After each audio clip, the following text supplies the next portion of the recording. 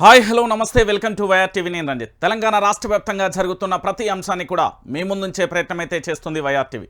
తెలంగాణ రాష్ట్ర రాజకీయాలలో ఏం జరుగుతుంది, నిజంగా రాష్ట్ర ప్రభుత్వం చేస్తున్న అంశాలకు సంబంధించి పెద్ద హైడ్రామా కొనసాగుతుంది అనే అంశాన్ని మీ ముందుకైతే తీసుకురాబోతున్నా.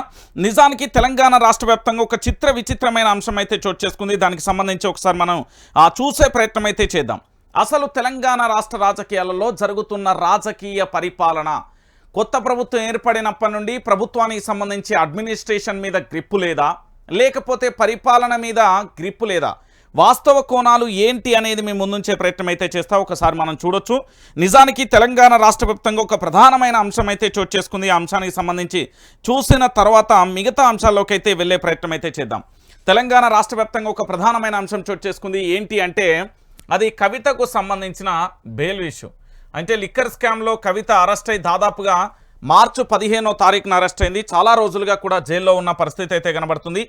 ఇప్పటికీ కూడా ఇంకా బెయిల్ రాని పరిస్థితి. అయితే నేడు బెయిల్ వచ్చే అవకాశాలు ఉన్నాయంటూ కూడా ప్రధానంగా కూడా ఢిల్లీ సర్కిల్ అయితే ఢిల్లీలో మాత్రం గుసగుస అయితే వినబడుతుంది. 99% ఈరోజు ఖచ్చితంగా కూడా బెయిల్ వచ్చే అవకాశాలు స్పష్టంగా ఉన్నాయంటూ కూడా కనబడుతున్న అంశం అయితే చూడొచ్చు. ఎందుకంటే ఇక్కడ ప్రభుత్వానికి సంబంధించి మద్యం వ్యాపారం ఏదైతే ఉంది ఆ వ్యాపారానికి సంబంధించి ప్రైవేటు వ్యక్తులకు అప్పగించే ఈ మద్యం పాలసీ ఏదైతే ఉందో, ఇంతకుముందు ప్రభుత్వం మాత్రమే అక్కడ లిక్కర్ అమ్మేది. ప్రభుత్వ శాఖలకు సంబంధించిన వ్యక్తులతోనే లిక్కర్ అమ్మించి దానికి సంబంధించి పూర్తి స్థాయిలో కూడా ప్రభుత్వమే నిర్వహణ చేసేది. దాన్ని ప్రభుత్వం కాస్త ప్రైవేట్ వ్యక్తులకు అప్పగించే ఆ ట్రాన్సాక్షన్లో భాగంగా అవినీతి జరిగింది, 100 కోట్ల రూపాయలకు సంబంధించి అవినీతి జరిగింది అంటూ కవితకు సంబంధించి మొదటగా చాలామంది మీద పేర్లు వచ్చిన తర్వాత, అంటే సుకేత్ చంద్రశేఖర్ కావచ్చు, మాగుంట శ్రీనివాసులు కావచ్చు, లేకపోతే రాఘవ కావచ్చు, చాలామంది మీద పేర్లు వచ్చిన తర్వాత చివరికి కవితను సాక్షిగా, ఆ తర్వాత పూర్తి స్థాయిలో నిందితురాలుగా, ఆ తర్వాత బాధితురాలుగా చేసిన పరిస్థితి అయితే కనబడుతుంది. అయితే ఇక్కడ ప్రభుత్వానికి సంబంధించిన మద్యం కేసును ప్రైవేటు వ్యక్తులకు అప్పగించే ప్రాసెస్లో 100 కోట్ల అవినీతి జరిగిందని అప్పటి గవర్నర్కు సంబంధించి అక్కడ ఉన్న వ్యక్తి రాస్తే దానికి సంబంధించి విచారణకు ఆదేశించిన తర్వాతే ఆ తర్వాత మనీష్ సిసోడియా అరెస్ట్ కానీ, దాని తర్వాత కేజ్రీవాల్ అరెస్టు విడుదల, మళ్ళీ అరెస్టులు కానీ, ఇలాంటి పరంపరం కొనసాగుతూనే ఉన్నాయి. ఇవన్నీ కేవలం రాజకీయంగా మాత్రమే రాజకీయ ఎదుగుదల కోసం, రాజకీయంగా భారతీయ జనతా పార్టీ తన అస్తిత్వాన్ని కోల్పోకుండా ఢిల్లీ వీధులలో ఖచ్చితంగా కూడా భారతీయ జనతా పార్టీని అధికారంలోకి తీసుకురావడం కోసమే ప్రధానంగా పనిచేస్తుంది అనే అంశానికి సంబంధించి అయితే చూడొచ్చు. అయితే ఇందులో ట్విస్ట్ ఏంటి అంటే దేశంలో చాలా వేల కోట్ల అవినీతి జరిగిందండి. క్లియర్ కట్గా మీరు గుర్తు చేసుకోవచ్చు. దీంట్లో మీరు చాలా వరకు కూడా 100 కోట్లు, 1000 కోట్ల స్కామ్ కూడా జరిగింది, లక్షల కోట్ల అవినీతి కూడా జరిగింది. దానికి సంబంధించిన విచారణ కానీ పరంపర ఏ విధంగా కొనసాగింది అనేది కూడా మనం చూసాం. సో మొత్తానికి మార్చి 15న అరెస్ట్ అయిన కవితకు సంబంధించి చాలా రోజులుగా ఇంకా జైల్లోనే ఉన్న పరిస్థితి అయితే కొనసాగుతుంది. నేడు బెయిల్పై విడుదలయ్యే అవకాశాలు అయితే కనబడుతున్నాయి పూర్తి స్థాయిలో. ఇది బీఆర్ఎస్ పార్టీకి సంబంధించి, భారత రాష్ట్ర సమితి పార్టీకి సంబంధించి ఇలా పూర్తి స్థాయిలో వాళ్ళైతే ఎదురు చూస్తున్న పరిస్థితి అయితే కనబడుతుంది. చాలామంది సంతోషాన్ని కూడా వ్యక్తం చేస్తున్నారు. ఈరోజు కవితకు బెయిల్ వచ్చే అవకాశాలు అయితే చాలా స్పష్టంగా ఉన్నాయంటూ వాళ్ళకి సంబంధించిన అడ్వకేట్ కూడా చెప్తున్న పరిస్థితి. మరి ఏం జరుగుతుంది, ఎలా ఉండబోతుంది అనేది కూడా మనం కూడా వేచి చూడాలి. ఎందుకంటే అక్కడ పూర్తి స్థాయిలో గతంలో సుప్రీంకోర్టుకు సంబంధించి, లేకపోతే అక్కడ ఉన్న ఈడీ కోర్టుకు సంబంధించి ఇలా రకరకాలుగా కూడా పూర్తి స్థాయిలో కోర్టు వరకు కూడా వెళ్ళి విచారణకు ఆదేశించడం, బెయిల్ నిరాకరించడం, రకరకాలుగా కూడా జరిగిన పరిస్థితి కనబడుతుంది. కవిత పూర్తి స్థాయిలో అనారోగ్యానికి గురవడం, ఆ తర్వాత దాదాపుగా 11 కేజీలకు పైగా బరువు తగ్గడం, ఆందోళన వ్యక్తం చేస్తున్న పరిస్థితి. అదే జైల్లో ఈడీ కేసు పుణ్యమని, లిక్కర్ కేసు పుణ్యమని ఇప్పటికే కవితకు బీపీ, షుగర్ కూడా అటాక్ అయినట్టుగా తెలుస్తుంది. చాలా రకాల అనారోగ్య సమస్యలతోనైతే తను బాధపడుతున్నట్లుగా అయితే తెలుస్తుంది. నేడు ఖచ్చితంగా బెయిల్పై రిలీజ్ అయ్యే అవకాశాలు అయితే స్పష్టంగా ఉన్నాయని బీఆర్ఎస్ శ్రేణులు అయితే హర్షం అయితే వ్యక్తం చేస్తున్నారు. 100% కూడా ఈరోజు కవిత రావచ్చు, లేదా ఈ వారంలో కవిత బెయిల్పై విడుదలయ్యే అవకాశాలు అయితే స్పష్టంగా కనబడుతున్నాయి. అయితే చాలా మట్టికి కూడా కవిత లిక్కర్కు సంబంధించిన బెయిల్ను పట్టుకొని చాలా రాజకీయ పార్టీలు, చాలా ఛానళ్ళు కూడా బీఆర్ఎస్ బీజేపీలో విలీనం కాబోతుందనే ఒక కుట్రపూరితమైన వాతావరణాన్ని, ఒక బీఆర్ఎస్ కార్యకర్తలను పూర్తిగా కూడా ఆందోళనకు గురి చేసే విషయాన్ని ఒక రకంగా ప్రచారం చేశాయి అని చెప్పడంలో ఎలాంటి డౌటు లేదు.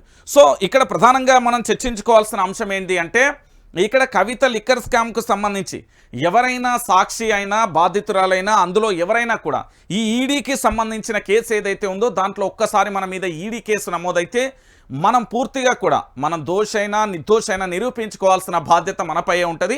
అట్లనే ఇంకొకటి ఏంటంటే సుప్రీంకోర్టు కూడా ఒక గైడ్లైన్ జారీ చేసింది.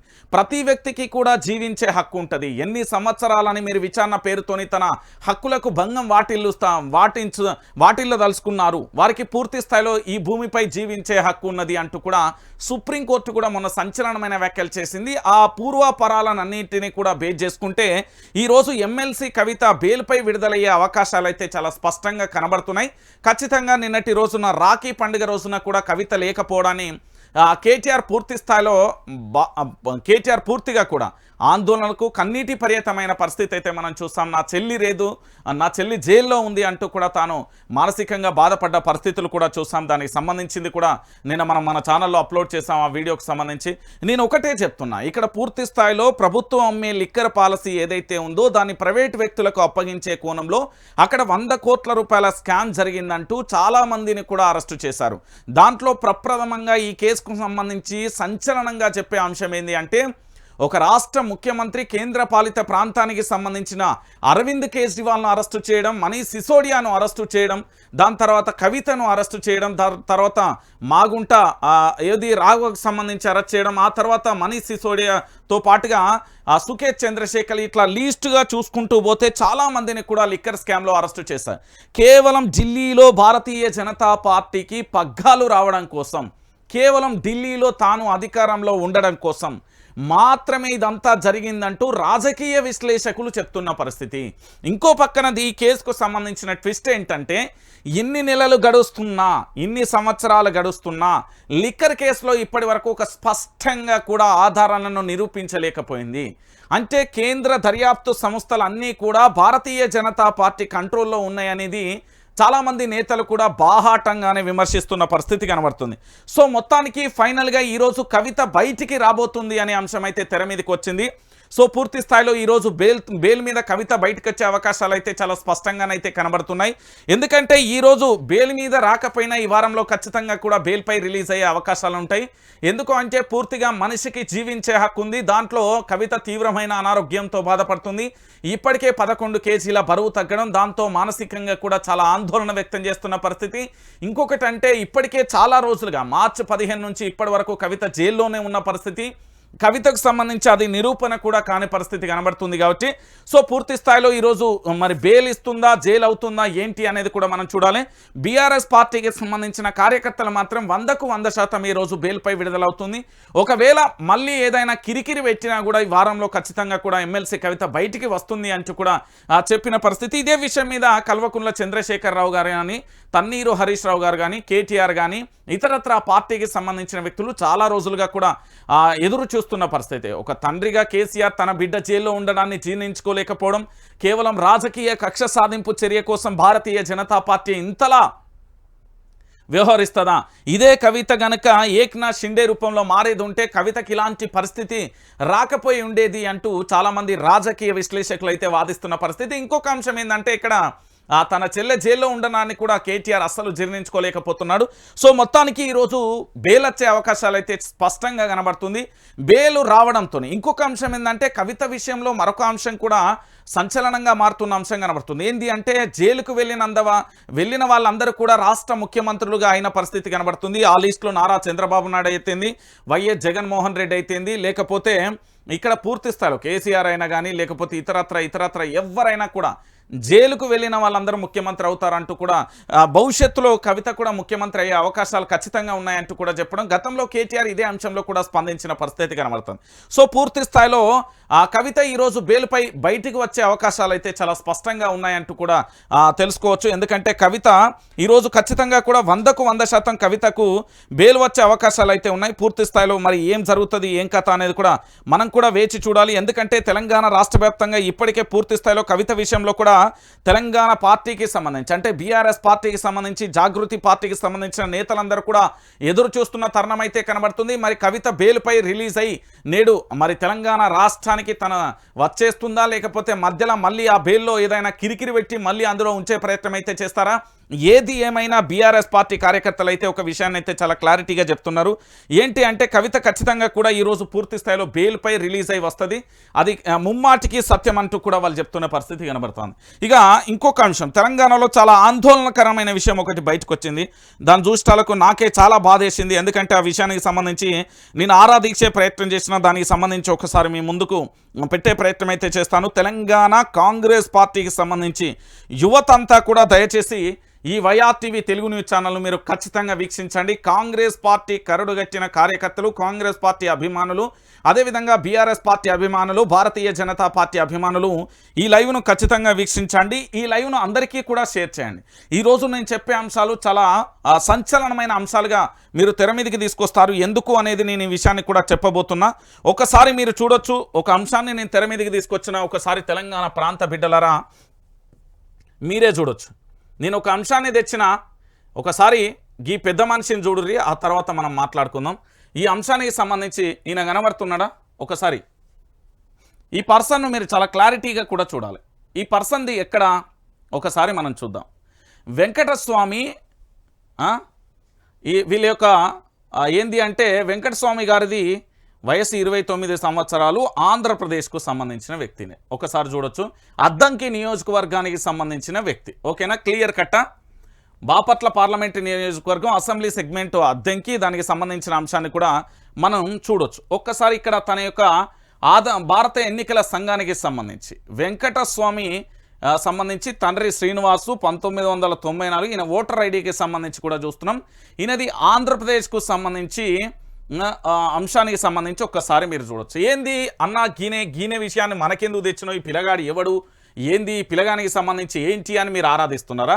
ఇగో నేను మ్యాటర్ రాసిన పొద్దుగాలనే రాత్రిలే దీనికి సంబంధించి దొరకవచ్చే ప్రయత్నం చేసిన. తెలంగాణ ఎన్ఎస్యుఐకి సంబంధించిన అధ్యక్షుడిగా ఈరోజు బాధ్యతలు స్వీకరించిన పోతున్న వ్యక్తి ఎవరో కాదు, తెలంగాణ రాష్ట్రానికి అతనికి సంబంధం లేదు. క్లియర్ కట్గా ఆ వ్యక్తి ఆంధ్రప్రదేశ్కు సంబంధించిన వ్యక్తి.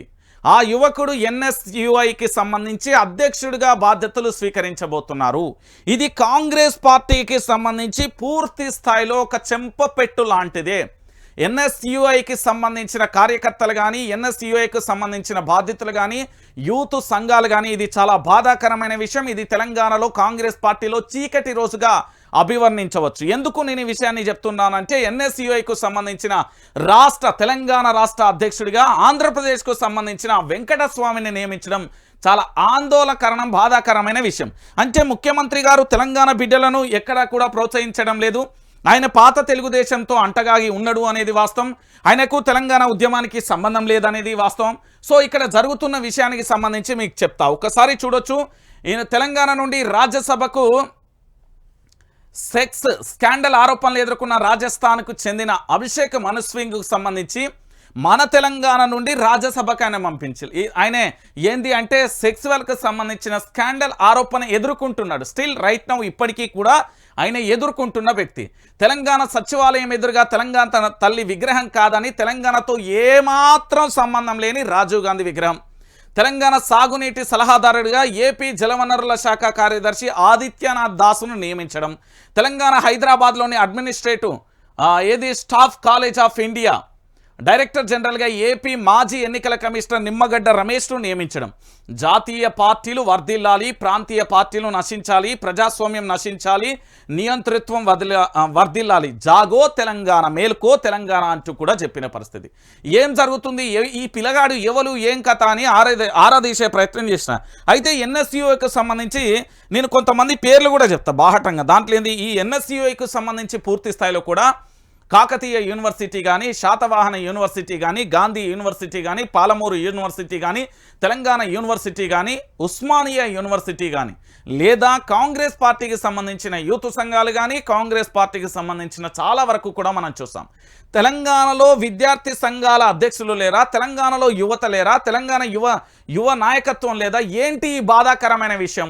ఆంధ్రప్రదేశ్కు సంబంధించిన వెంకటస్వామి అనే పిల్లగాన్ని తీసుకొచ్చి తెలంగాణ కాంగ్రెస్ ఎన్ఎస్యుఐ అధ్యక్షుడిగా నియమించడం ఎంతవరకు కరెక్టు అనేది కాంగ్రెస్ పార్టీకి సంబంధించిన విద్యార్థి సంఘాలే అడుగుతున్న పరిస్థితి కనబడుతున్నది.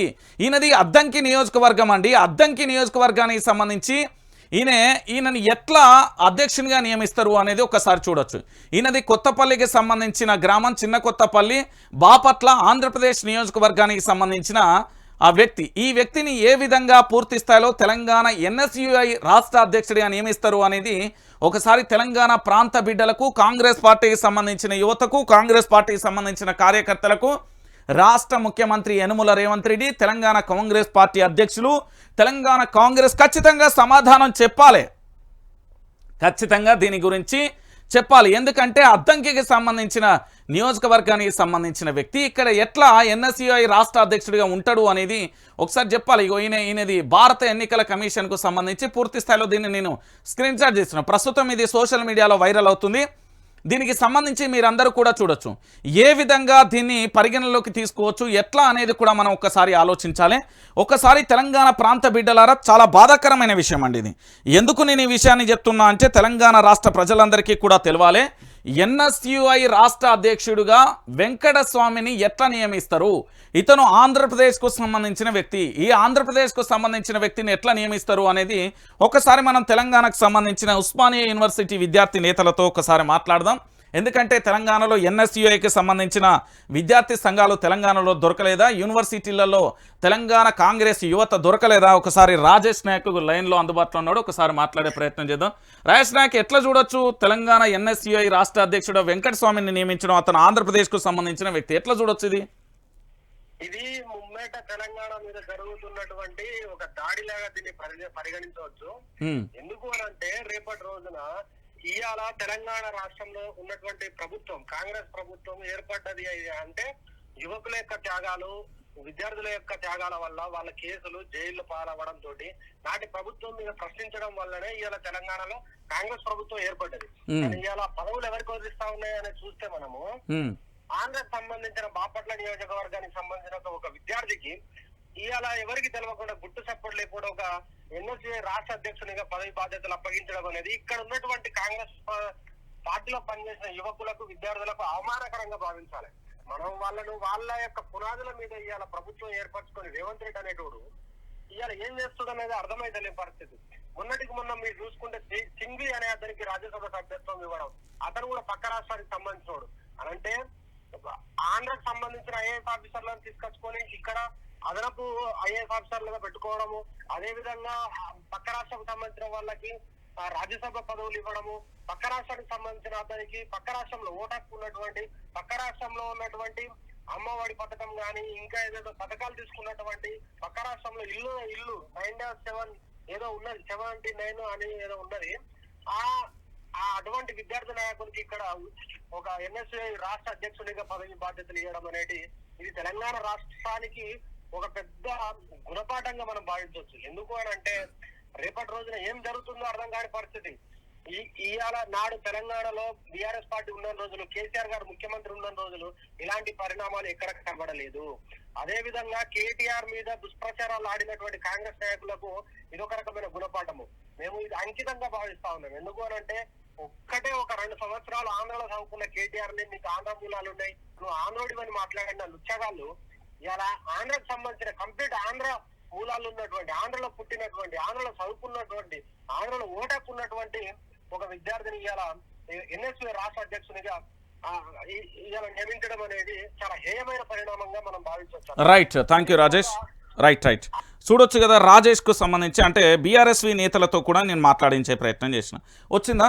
ఇతను ఆంధ్రప్రదేశ్కు సంబంధించిన ముఖ్యమంత్రి గారు అంటే జగన్మోహన్ రెడ్డి గారి ప్రభుత్వం ఉన్నప్పుడు అక్కడ నవరత్నాల పథకాలలో కూడా ఇతను తీసుకున్నట్టుగా తెలిసింది. దానికి సంబంధించి కూడా పూర్తి స్థాయిలో ఆధారాలు అయితే స్వీకరించే ప్రయత్నం అయితే చేస్తున్నా. ఎందుకు నేను ఈ విషయాన్ని చెప్తున్నా అంటే తెలంగాణలో మా బిడ్డలు లేరా? ముఖ్యమంత్రి గారికి ఆంధ్రప్రదేశ్ అంటే అంత ప్రేమ ఎందుకు? ఎందుకు నీకు ఆంధ్రప్రదేశ్ అంటే అంత ప్రేమ?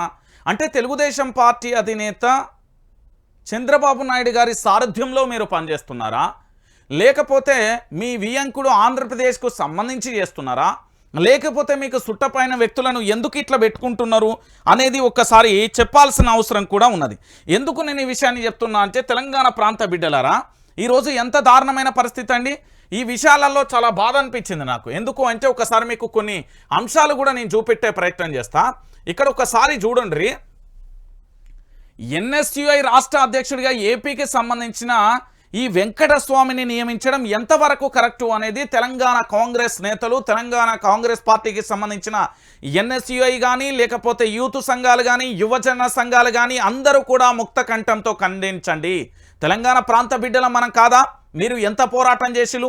ఈ ప్రత్యేక రాష్ట్రం రావడం కోసం పూర్తి స్థాయిలో మీరు పోరాటం చేయడంలో విద్యార్థి సంఘాలు అయితే ఉన్నాయి కదా. ఎన్ఎస్యుఐకు సంబంధించి మీకైతే ఒక పాత్ర అయితే ఉందా లేదా అనేది ఒకసారి మీ గుండెల మీద చేసుకొని ఆలోచించండి. ఎవరైనా ఈ ఆంధ్రప్రదేశ్కు సంబంధించిన వ్యక్తులు నియమించడానికి రేవంత్ రెడ్డికి ఎట్లా మనసత్తాంది?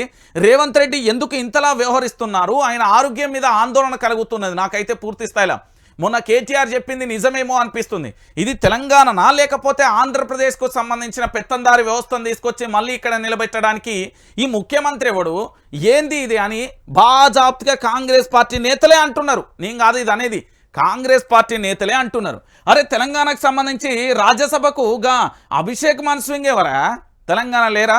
తెలంగాణలో ఎంతమంది లేరు? ఎంతమంది మేధావులు లేరు మీ దాంట్లో? కాంగ్రెస్ పార్టీలో లేరా?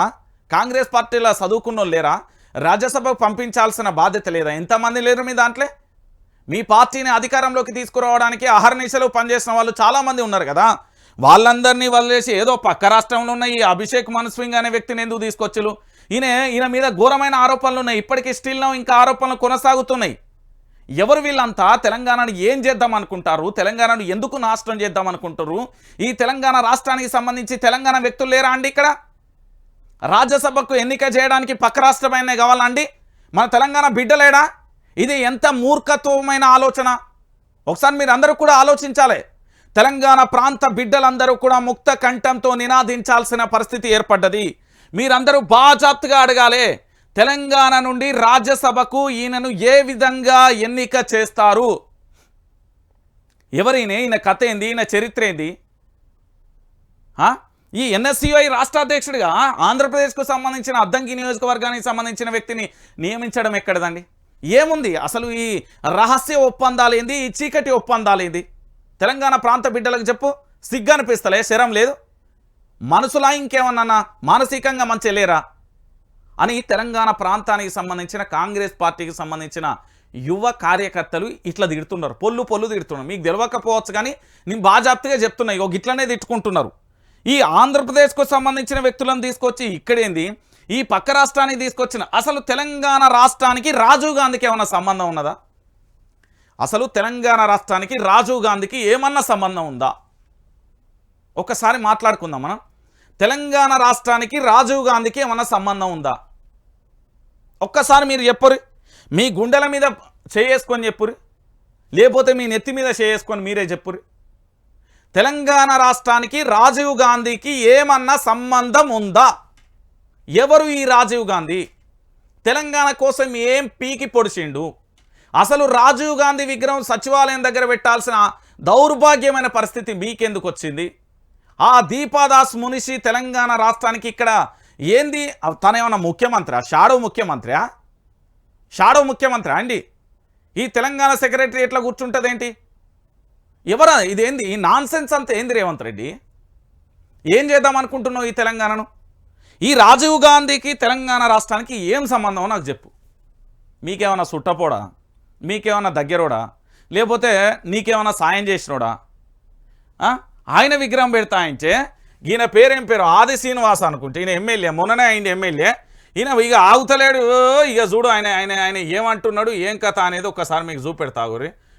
లొల్లి సల్లగుండా బురక ఆయన ఇష్టం వచ్చినట్టు మాట్లాడతాండి. ఇగో సోనియా గాంధీ తెలంగాణ తల్లి, రాజీవ్ గాంధీ తెలంగాణ తండ్రి. అలాంటప్పుడు రాజీవ్ గాంధీ విగ్రహం పెడితే తప్పేంచి? వేములవాడ ఎమ్మెల్యే ఆది శ్రీనివాస్, నీకు తల్లిదండ్రులు కావచ్చు, మాకైతే కాదు. మాకు కాదు.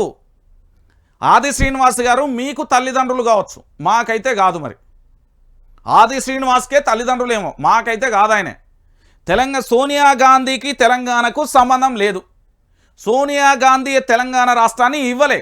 1200 మంది విద్యార్థుల అమరవీరుల బలిదానం. ఈ తెలంగాణ రాష్ట్రంలో ప్రతి గడప నుండి ఒక్కొక్క యువకుడు రణమై కదిలి నిప్పు కణికల ఓలే చెలరేగి తన ప్రాణాలు పోయినా పర్వాలేదు అంటూ పోరాటం చేస్తూ వచ్చింది ఈ తెలంగాణ. ఏమయ్యా ఆది శ్రీనివాసు, నువ్వు ఎమ్మెల్యేగా గెలిచిందే మొన్ననే కదా? ఎమ్లవాడ రాజన్న సాక్షిగా చెప్పు, ప్రమాణం చేద్దాంపా నీ కుటుంబం. నేను సోనియా గాంధీ ఎట్లా తల్లి అయితే ఏం మాట్లాడి ఈ బేవకూప్ మాటలన్నీ ఆ నుండి వస్తాయి మీకు? మెంబర్ ఆఫ్ లెజిస్లేటివ్ అసెంబ్లీ ప్రజల చేత ప్రజల కొరకు మీరు ఎన్నుకోబడ్డారు. మీరు ఏం చేయాలా? పని చేసుకోర్రి, ప్రజలకు అభివృద్ధి చేయరి, నియోజకవర్గాల అభివృద్ధి చేయరి. ఈ లత్తకొర ముచ్చట్లన్నీ ఏం మాట్లాడతారు మీరు? తెలంగాణకు తల్లి ఎవరా? తండ్రి ఎవడు? ఎవడు ఎవడు బాజాప్తుగా అడుగుతాను, ఎవడు తండ్రి? ఎవనికి సిగ్గుసరం అనిపిస్తలేదు మాట్లాడనీకి? ఎమ్మెల్యే అయితే మాత్రం తెలంగాణకు తండ్రా? నీకు తల్లిదండ్రులు కావచ్చు, నీ బాజాప్తుగా లైవ్లో చెప్తాను. మాకెక్కడే తల్లిదండ్రులు? ఎవరైనా తెలంగాణకు తల్లిదండ్రులు ఎట్లయితారు? అరే భయ్, ప్రాణం పోతుంటే కాకతీయ యూనివర్సిటీలలో రక్తం కారుతుంటే సత్తమం బత్తమం తెలియనప్పుడు ఉద్యమం చేసిన చరిత్ర మాది. నీ చరిత్ర ఏంది? ఏడున్నావు తెలంగాణ ఉద్యమంలో? ఏంది నీ చరిత్ర? ఒకసారి చెప్పు. ఎట్లా గెలిచినావు? మొన్న ఏ ఒప్పందాలతో గెలిచినావు? తెలంగాణ అట సోనియా గాంధీ తెలంగాణ తల్లి అట, రాజీవ్ గాంధీ తెలంగాణ. ఎవడనమన్నాడా నిన్ను? ఈ లుచ్చా మాటలన్నీ ఎందుక? ఎమ్మెల్యే ఉన్నప్పుడు గౌరవంగా ఉండాలి. ఆది శ్రీనివాస్ అంటే రెస్పెక్ట్ ఉండాలి. గౌరవించిన, నేను మంచిగా గౌరవించిన. ఏంది ఈ లుచ్చా మాటలన్నీ? ఏంది ఏంటిది లుచ్చా మాటలు? ఎవనికి తండ్రి, ఎవనికి తల్లి? తెలంగాణకి ఎట్లయితుంది? అంటే 4 కోట్ల మంది ప్రజలను వాళ్ళగా అన్నారా? మమ్మల్ని అయితే మాకు సంబంధం లేదు. మీకేమన్నా తల్లిదండ్రులు అయితే కావచ్చు. ఆది శ్రీనివాస్ గారు వెమ్లవాడ ఎమ్మెల్యే, మీకే చెప్పేది. మీకు తల్లిదండ్రులు, మాకు కాదు వాళ్ళు. ఏందంటే తల్లి అట తండ్రి. అధికారం ఉండగానే కుక్కకు బొక్క దొరికినట్టు ఒక్కొక్కడి చెలరేగిపోతుండే. ఒకడు ఆవేశం స్టార్, ఒకళ్ళు రీల్ స్టార్, ఒకళ్ళు కడుక. వీళ్ళది వర్ణాతీతం. ఏందో అంటే తెలంగాణకట తల్లి తండ్రి అంటే ఎక్కడ ఏ కొన్న DNA టెస్ట్ చేద్దాంపా. అసలు వాళ్ళు సోనియా గాంధీ ఏ దేశం? ఇటలీ నుండి వచ్చింది. ఏంది వాళ్ళ వారసత్వం? వాళ్ళది గాంధీ కుటుంబమేనా? లెక్కలేద్దామా మనం? లెక్కలేద్దామా? తీద్దామా చరిత్ర? ఏందో అంటే తెలంగాణ తల్లి తండ్రి అట. నీకు కావచ్చు, మీకు కావచ్చేమో, మాకైతే కాదు. మా తెలంగాణ ఏ బిడ్డకు కాదు. నేను చెప్తున్నా కదా, ఆఖరికి మీ తెలంగాణ మంత్రులు, ఎమ్మెల్యేలు, లేకపోతే మీ సీఎంకు కూడా కాదు. నేను అనిపిస్తా అని చేత, ముఖ్యమంత్రి రేవంత్ రెడ్డి చేత నేను అనిపిస్తా. నీకేమైనా ప్రాబ్లమా? పిచ్చి పిచ్చి మాటలు మానుకొని పనిచేయరు చక్కగా. ఈ తెలంగాణలో మీరు రుణమాఫీ చేయాలి, దాని సంగతి ఏందో చూడు. ఏందో అట తెలంగాణ కట్ట తండ్రి అట తండ్రి. లొట్టపీస్ ఏం కాదు. ఎమ్మెల్యే అయినా కాబట్టి ఇంకా హద్దు దాటకుండా ఒక రెస్పెక్ట్తో మాట్లాడుతున్నా. ఎందుకంటే ప్రజల చేత ప్రజల కొరకు ఎన్నుకోబడ్డ నేతవు కాబట్టి ఐ రెస్పెక్ట్ యూ. నీ పదవి, నువ్వు కూర్చున్న ఎమ్మెల్యే అనే ఒక ఆ కుర్చీకి విలువిస్తానా, లేకపోతే బూతు పురాణం వచ్చేది ఈ పార్టీకి. ఏందన్నమాట తెలంగాణ తల. అరే ఏడబోయిలరా మీరంతా తెలంగాణ ఉద్యమంలో రక్తాలు చిందిస్తూ ఉంటే మానుకోటలో ఇప్పటికి నా మిత్రులందరికీ ఒకటి బుల్లెట్ ఇక్కడ దిగి ఇళ్ళకెళ్ళి కడుపులకెళ్ళి కాళ్ళకెళ్ళి ఎవడు పదవులు అనుభవిస్తాడు? కొండా సురేఖ ఆనాడు కాల్పులు జరపలే. రేవంత్ రెడ్డి ఆనాడు తుపాకీ తీసుకొని కరీంనగర్ సభకు వస్తాను బయలుదేరలే. దానం నాగేందర్ లాఠీ తీసుకొని ఉస్మానియా యూనివర్సిటీలో దాడి చేయలే. తెలంగాణ బద్ధ వ్యతిరేకులు లుచ్చాలంతా కాంగ్రెస్ నుండి మాట్లాడుతారు. అసలు నిజమైన కాంగ్రెస్ తన యొక్క స్వరూపాన్ని కోల్పోయింది. చాలా బాధాకరమైన విషయం. నేను ఈరోజు తెలంగాణలో చీకటి రోజు కాంగ్రెస్ పార్టీకి. ఎందుకు అంటే NSUI రాష్ట్ర అధ్యక్షుడిగా ఆంధ్రప్రదేశ్ వ్యక్తిని నియమించడం, తెలంగాణ నుంచి రాజ్యసభకు అభిషేక్ మన్ సింగ్ను నియమించడం, దాంతోపాటు తెలంగాణ రాష్ట్ర సచివాలయం ముందు రాజీవ్ గాంధీ విగ్రహం పెట్టడం. ఏంటిది? ఏంటండి ఇది? ఒకడు తండ్రి అంటాడు, ఒకడు తల్లి అంటాడు. ఎవడు వీడు? ఎవరు వీళ్ళంతా? ఎక్కడి నుండి వచ్చారు వీళ్ళంతా? ఈ దండుపాల్యం బ్యాచ్ అంతా ఏడ నుండి దిగిందండి? ఇంకొకటి, తెలంగాణ మన సలహాదారుగా ఏపీకి సంబంధించిన జలవనరుల శాఖ కార్యదర్శి ఆదిత్యనాథ్ ఆంధ్రప్రదేశ్లో అంటే మరి ముఖ్యమంత్రి గారికి ఎందుకు అంత ప్రేమనో నాకైతే ఇప్పటివరకు తెలుస్తలేదు. ముఖ్యమంత్రి గారికి ఏపీ ఆంధ్రప్రదేశ్ మీద కమ్మ వాళ్ళకు రెడ్ కార్పెట్ వలుపుతాను, మొన్న రాజులకు సంబంధించిన సభకు పోవడం, ఇదే మా సర్వాయి పాపన్న గౌడ్కు సంబంధించిన చరిత్ర ఏంది, ఆయన దగ్గరికి రాకపోవడం, అవమానించడం మా బహుజనవాదులను. ఆంధ్రప్రదేశ్ అంటే నీకు ఇష్టం ఉంటే ముఖ్యమంత్రి గారు మీరు రాజీనామా చేసి వెళ్ళండి. ఆంధ్రప్రదేశ్లో ఎక్కడన్నా మీరు ఎమ్మెల్యేగా పోటీ చేయాలి, ఆ రాష్ట్రానికి మీరు ముఖ్యమంత్రి గారు, నో ప్రాబ్లం. కానీ మా తెలంగాణకు మళ్ళీ ఆంధ్ర పెత్తందారి వ్యవస్థను ఎందుకు ప్రోత్సహిస్తున్నావు? మొన్న మెగా కంపెనీ లంగా దొంగ ఏంటి కదా, మరి నీ కొడంగల్ నియోజకవర్గంలో 4,000 కోట్ల పైగా టెండర్ చేస్తున్నది ఎవరు? మెగా కంపెనీ కదా. తీద్దామా ఆధారాలు? నువ్వు తీద్దామా చెప్పు. రేవంత్ రెడ్డి నీ కొడంగల్ నియోజకవర్గంలో సాగునీటి విషయంలో నువ్వు మొన్న గత ప్రభుత్వం బీఆర్ఎస్ ప్రభుత్వం ఏది పూర్తి స్థాయిలో ఏర్పాటు చేసి బడ్జెట్ ఉంచితే ఈరోజు నువ్వు కొడంగల్ నియోజకవర్గంలో కాంట్రాక్టు మెగా సంస్థకి ఇయ్యలే. సిగ్గు అనిపిస్తలేదు ఇది? ఆనాడు నేనే మాట్లాడినా నేనే ఇస్తానా, ఏంటి ఘోరమైన పరిస్థితి అనిపిస్తలేదు? ఎందుకు ఇట్లా ప్రోత్సహిస్తున్నా, నాకేమన్నా అయిందా అని ఆలోచించుకో ఒకసారి. దవాఖానా వేరా యజుడు మాజీ ఎన్నికల కమిషనర్ నిమ్మగడ్డ రమేష్ కుమార్ను ఏపీకి సంబంధించిన వ్యక్తి, వీళ్ళందరినీ ఎందుకు ప్రోత్సహిస్తాను? ఏంది తెలంగాణ రాష్ట్రాన్ని ఏం చేయదలుచుకున్నావు ముఖ్యమంత్రి? నేను ముఖ్యమంత్రినే అంట, బాజాప్తుగా అంట. ఎందుకంట అంటే కూడా నా దగ్గర ఆధారాలు ఉన్నాయి. చూడు అసలు ఏంది ఇది, ఏంది ఎన్ఎస్యుఐ రాష్ట్ర అధ్యక్షుడు. ఇగో ఈ పిల్లగానికి తెలంగాణకి ఏం సంబంధమే లేదు. ఈయన పుట్టింది పెరిగింది అంతా బాపట్ల నియోజకవర్గానికి సంబంధించి ఆంధ్రప్రదేశ్ అండి. ఆంధ్రప్రదేశ్కు సంబంధించి బాపట్ల నియోజకవర్గం, చిన్న కొత్తపల్లికి సంబంధించి బాపట్ల ఆంధ్రప్రదేశ్కు సంబంధించి. ఈయన మొన్నటి ఆంధ్రప్రదేశ్లో ముఖ్యమంత్రిగా ఉన్న వచ్చినాయి ఆధార్ ఇంకా రాలే రైట్. ఆంధ్రప్రదేశ్కు సంబంధించిన ముఖ్యమంత్రి జగన్మోహన్ రెడ్డి గారి ప్రభుత్వంలో ఈయన నవరత్నాలు తీసుకున్నట్టుగా కూడా మా దగ్గర సమాచారం అయితే అందుతుంది. దానికి సంబంధించి నేను చూస్తున్నా. ఇగో ఈ పిల్లగాని ఓటర్ ఐడి కూడా బాపట్లనే ఉన్నది. ఈ పిల్లగాడు చదువుకున్నది, ఈయన చరిత్ర మొత్తం బాపట్ల నియోజకవర్గం ఆంధ్రప్రదేశ్కు సంబంధించి. ఈయనను ఎట్లా తెలంగాణ ఎన్ఎస్యుఐ రాష్ట్ర అధ్యక్షుడిగా నియమిస్తారు అనేది కూడా తెలంగాణ ప్రాంత బిడ్డలందరికీ కూడా చెప్పాల్సిన బాధ్యత రేవంత్ రెడ్డి మీద ఉన్నది. ఇక ఇది ఇంతటితోనైపోతే నిన్నటి నుండి మీ అందరికీ ఒక అంశం తెర మీదకి వస్తుంది. చాలామంది కాల్స్ చేస్తున్నారు. ఏమని? అన్న హైడ్రా హైడ్రా హైడ్రా హైడ్రా హైడ్రా. ఏంటి హైడ్రా అంటే? High drama. Hydraa is equal high drama. ఎట్లా అంటే చెప్తా వినండి. ఒకసారి మీకు వాళ్ళ యొక్క పత్రికను చూపెడతా. ఇది తెలుసు కదా, దిశ పత్రిక. ఇది ప్రభుత్వం యనుమల రేవంత్ రెడ్డి గారి ప్రభుత్వానికి పూర్తి స్థాయిలో ఎట్లా అంటే ఇక మొత్తం A to Z ఇదే అన్నట్టు. ఇక అట్లుంటుంది. ఇది ABN పేపరు, V6 వెలుగు, ఇంకేమన్నా ఉంటే ఇవన్నీ కూడా వత్తాసు పలుకుతాయి. నిజమైన ప్రజా సమస్యలు వీళ్ళకి కనబడే. ఈ హైడ్రా గురించి మాకు సమాచారం కావాలి. అసలు హైడ్రా పంచాయతీ ఏంది? ఈ హైడ్రా ముచ్చట ఒక్కసారి చెప్పన్నా అడుగుతున్నా. చెప్తా. హైడ్రా అనేది ఎట్లా పుట్టింది, దేనికోసం పుట్టింది, ఎందుకు హైడ్రామా చెప్తున్నది అనేది చెప్తా. అయితే ఇప్పటి వరకు వాళ్ళు కూల్చేసిన ఈ సంఘటనకు సంబంధించి రంగనాథ్ గారు ప్రాతినిధ్యం వహిస్తున్నారు. రంగనాథ్ గారిని ఎందుకు నిలబెట్టిర్రు అనేది కూడా చెప్పాలి. ఆయనకు ఒక మంచి పేరు ఉన్నది అని మీరు అంటున్నారు. మరి గతంలో పేపర్ లీకేజ్ కేసులో తెలంగాణ రాష్ట్రానికి సంబంధించిన అధ్యక్షుడిగా ఉన్న బండి సంజయ్, నీ జాతకం అంతా నేను ఇస్తా, సూర్యాపేటకు సంబంధించిన నీ జాతకం అంతా ఫైల్ నా దగ్గరన్నది అని గతంలో రంగనాథ్పై బండి సంజయ్ పూర్తి స్థాయిలో బాహాటంగా ఆరోపణలు చేసేయండి. సరే, ఇక అది గతం, మనం వదిలేద్దాం. మనం వ్యక్తిగత విషయాలకు పోవట్లేదు ఇక్కడ. అయితే ఈ హైడ్రా ఎందుకు ఏర్పడింది అనేది పూర్వపరాలను మొత్తం తవ్విన. ఇక్కడ మీకు ఇప్పటి వరకు కూల్చేసిన బిల్డింగులు, కూల్చేసిన ఇల్లులు, కూల్చేసిన కట్టడాలన్నీ కూడా ఎవరి అవన్నీ అంటే కాంగ్రెస్ పార్టీకి సంబంధించిన వ్యక్తులే కాదు, బీఆర్ఎస్ పార్టీకి సంబంధించిన వ్యక్తులే. మరికొంతమంది సామాన్య మధ్యతరగతి పేద కుటుంబాలకు సంబంధించినవి. ఓ కుటుంబం అయితే అన్నమో రామచంద్ర అని ఆకలి కోసం ఎట్లయితే కన్నీళ్లు పెట్టుకుంటారో, ఓ కుటుంబం అయితే చాలా కష్టపడి ఇటుక బెర్చి ఇల్లు కట్టుకుంటే కూల్చేసిండు సారు. ఎందుకంటే హైడ్రామా గురించి చెప్తా. ఇక్కడ ఒక్కసారి వాళ్ళ సొంత పత్రిక రాసుకొచ్చింది.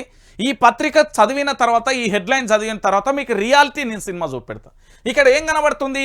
హైడ్రాకు సీఎం ఫ్రీ హ్యాండ్, కూల్చివేతల పైన ఆఫీసర్ల నుంచి వివరాలు, దానం నాగేందర్ మీద కేసు పైన చర్చ, హైడ్రా డిసిషన్కు ముఖ్యమంత్రి సపోర్ట్. ఓకే, కూల్చివేతలకు సంబంధించి హైడ్రామా ఎట్లా చేస్తుందో క్లియర్ కట్గా చూపెడతాం మీకు ఇవాళ.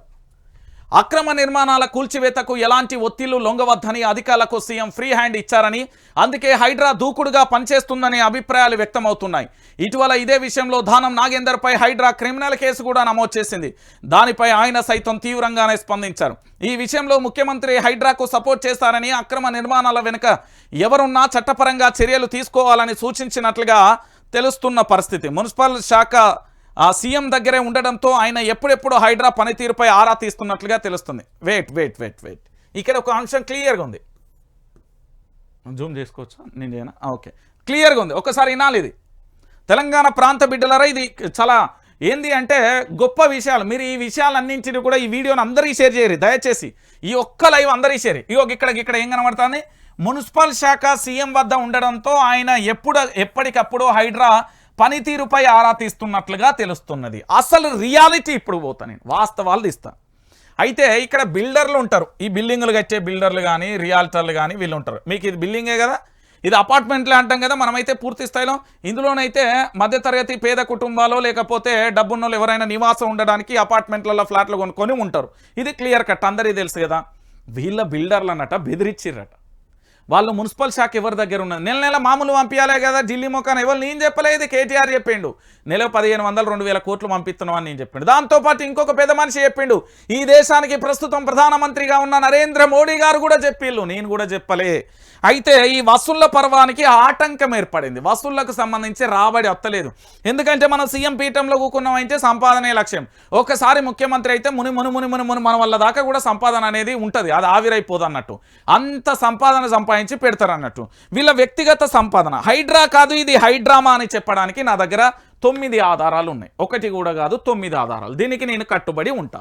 ఈ హైడ్రామా గురించి ముఖ్యమంత్రి గారు ఎందుకు తీస్తున్నారంటే, ఇప్పుడు బీఆర్ఎస్ పార్టీలో ఉన్న కేటీఆర్ గారి ఫామ్ హౌస్, జన్వాడ ఫామ్ హౌస్ను కూల్చివేయాలి.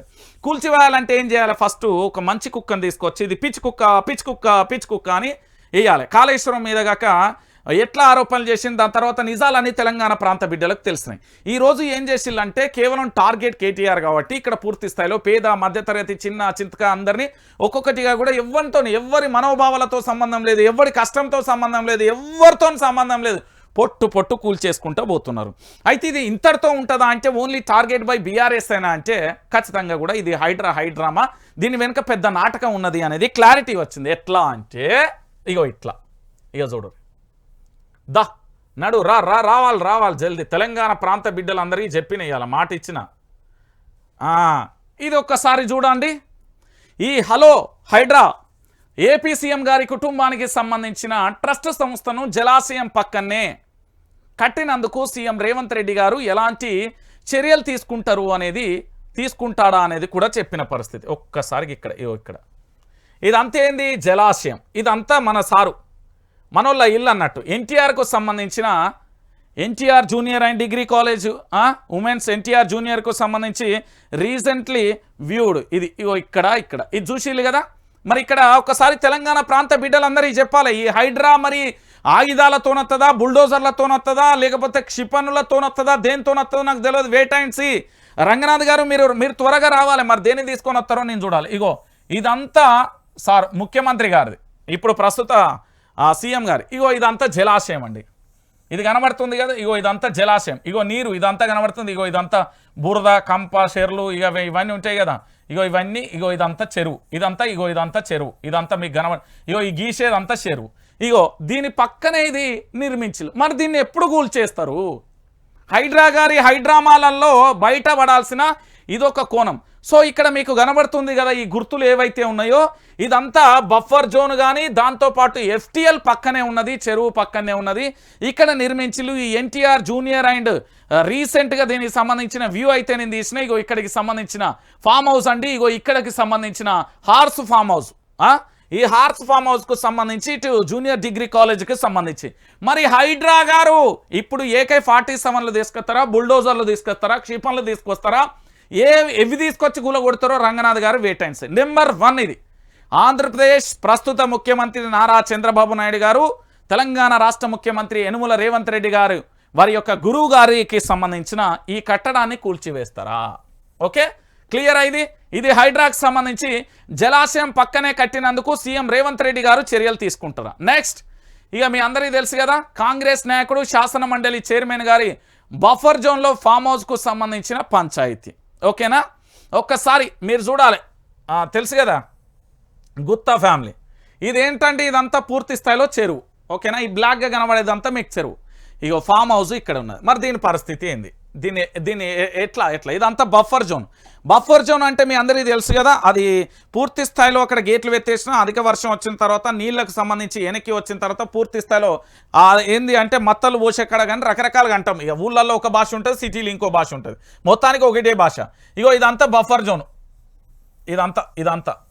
ఇదంతా సారు ఇక్కడ కట్టిండు ఫామ్ హౌస్. మరి కాంగ్రెస్ నాయకుడు శాసన మండలి చైర్మన్. ఇదంతా చెరువేనండి. మళ్ళీ ఇదంతా చెరువే. ఇది పూర్తి స్థాయిలో కూడా ఇక్కడ కనబడుతున్నదంతా ఇదంతా చెరువే. ఇదంతా చెరువే. ఇక్కడ కనబడుతున్నది కదా, ఇదంతా బఫర్ జోనే. ఈ బఫర్ జోన్లో కాంగ్రెస్ నాయకుడుగా ఇచ్చిండు. మరి దీని గురించి రంగనాథ్ గారు ఇప్పుడు ఏం తీసుకొని వస్తారో ఐఎమ్ వెయిటింగ్ ఫర్ యూ.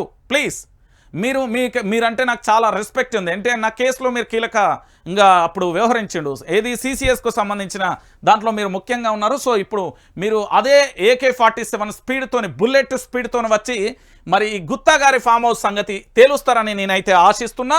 ముఖ్యమంత్రి గారి మరి అదేవిధంగా రేవంత్ రెడ్డి గారు ప్లీజ్ వినాలి. రేవంత్ రెడ్డి గారు రిక్వెస్ట్ అండి, మా ఛానల్ సబ్స్క్రైబర్ మీ మొబైల్లో ఉంది, నేను చూసిన, ఓకేనా?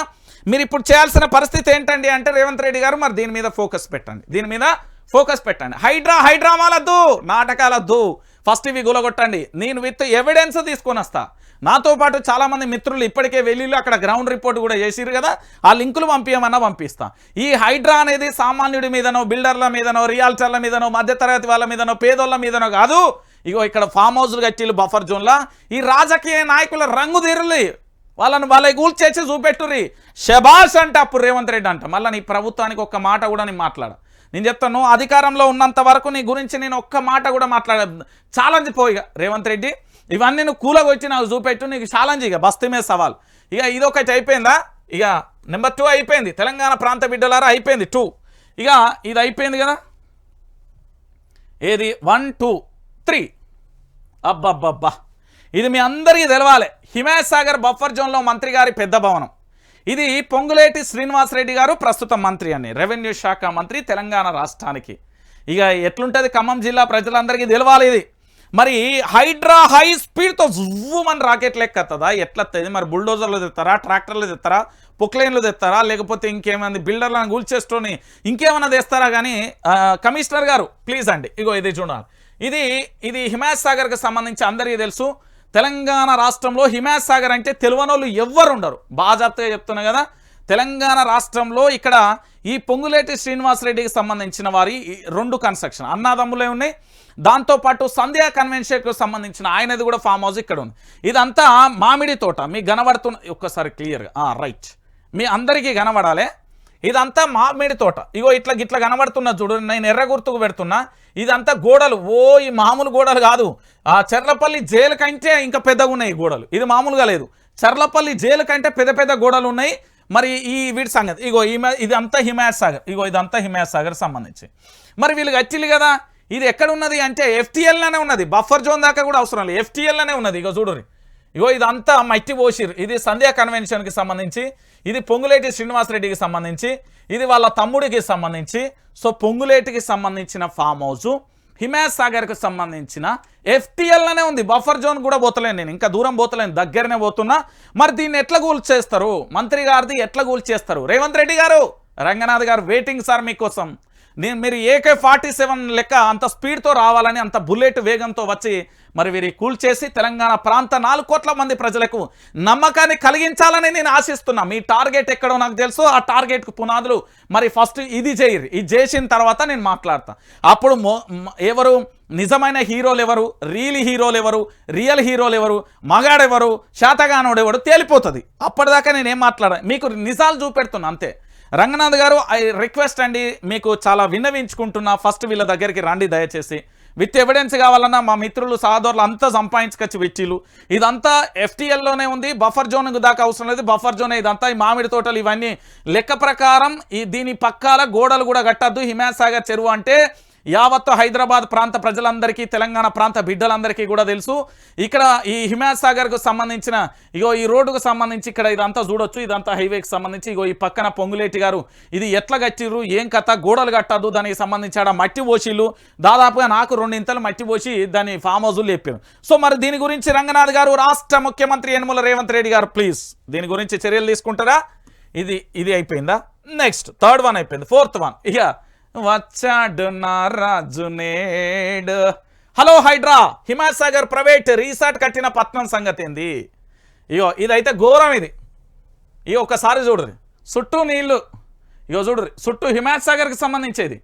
హిమాయత్ సాగర్కి సంబంధించి ఇదంతా బఫర్ జోన్ కూడా కాదు, FTL. అసలు చెరువునే కబ్జా చేసాడు. నేను డైరెక్ట్ బాహాటంగానే అంటాను, దీంట్లో మాట్లాడేది ఏం లేదు.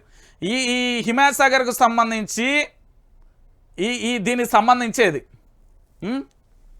ఈ వ్యూ పాయింట్ ఇప్పుడు రీసెంట్లీగా నేను తీసుకొచ్చింది. ఇప్పుడు రాష్ట్ర ముఖ్యమంత్రి గారు, అదేవిధంగా మున్సిపల్ కమిషనర్గా బాధ్యతలు స్వీకరించిన వ్యక్తులందరూ కూడా దీని గురించి. ఇది పట్నం గారి ఏది ఫామ్ హౌస్ అండి. ఇది బఫర్ జోన్లో ఉంది, FTLలో ఉంది. నన్ను అడిగితే ఇంకా కబ్జా కూడా అయిపోయింది అనొచ్చు, ఒక భాషలో చెప్పాలి. ఎందుకు అంటే అసలు లెక్కకు చెరువుల పక్కన లేదా కాలువల అంటే చెరువులు కానీ లేకపోతే ఎక్కడైతే వాటర్ జోన్ ఎక్కువగా ఉంటుందో అక్కడ బఫర్ జోన్ కానీ ఎఫ్టీఎల్ కానీ ఆ ఏరియాలలో ఎలాంటి నిర్మాణాలు చేపట్టద్దు. ఇగో నీళ్ళు ఎక్కడ దాకా ఉన్నాయో ఇప్పటి వరకు మీకు కనబడుతున్నది. ఈ నీళ్ళంతా ఇగో ఈ రెడ్ మార్కు ఇదంతా నీళ్ళండి. ఇవి మొత్తం నీళ్ళు ఇగో గిక్కనే గచ్చిండి సార్. ఇది ఎఫ్టీఎల్ కిందికే వస్తుంది కదా. మరి చర్యలేవి పేదోడి ప్రాణాన్ని పేదోడి పొట్టగొట్టుడు కాదు సారు. వీళ్ళ రంగు బయట పెట్టుర్రి ఫస్ట్. వీళ్ళ కథ ఏందో బయట పెట్టుర్రి రంగనాథ్ గారు దయచేసి. ఇది అయిపోయిందా? ఇంకొక వ్యక్తి ఇక మస్తుగా ఉన్నారు వీళ్ళు. ఒక్కటి కాదు 2 కాదు. ఇక పట్నం గారు అయిపోయారు కదా. నెక్స్ట్ సారు వివేకం అన్న. అబ్బో హలో హైడ్రా ఏకంగా జలాశయాన్ని ఆనుకొని బఫర్ జోన్లో ఫామ్ హౌస్ నిర్మించుకున్న కాంగ్రెస్ ఎమ్మెల్యే పరిస్థితి ఏంటి? అర్థమైందా? ఇప్పుడు చెప్పాలి మరి కాంగ్రెస్ పార్టీకి సంబంధించిన నీతి నిజాయితీ ముఖ్యమంత్రి లోపల ఎంత హైడ్రా వెనుక ఎంత కట్టుకథలున్నాయి. హైడ్రాను అంత ఫోకస్గా మన ముఖ్యమంత్రి గారు ఎందుకు చూస్తున్నారు అంటే వివేక్ గారు అండి. ఇగో వివేక్ గారి ఫామ్ హౌస్ అండి ఇది. ఇగో ఇదంతా బఫర్ జోన్ అండి. మీరు ఏ కేసులో అయినా పెట్టుకోండి, నా దగ్గర పూర్తిగా మీ సర్వే నెంబర్లు మీ లిస్టు మీ ఖాతా మొత్తం తీసుకొచ్చినానండి. ఆ వ్యూ పాయింట్ తీసింది దొరకవచ్చి మరీ పట్టుకొచ్చిన గూగుల్ తల్లి చెప్పింది.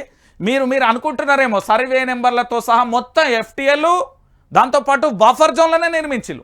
ఇప్పుడు నేను చెప్పిన లిస్ట్ అంతా మొత్తం కాంగ్రెస్ పార్టీకి సంబంధించిన లిస్ట్ అంతా ఫస్ట్ రంగనాథ్ గారు ఫోకస్ పెట్టాల్సింది ఎక్కడో కాదు, ఇక్కడ ఫోకస్ పెట్టాలి.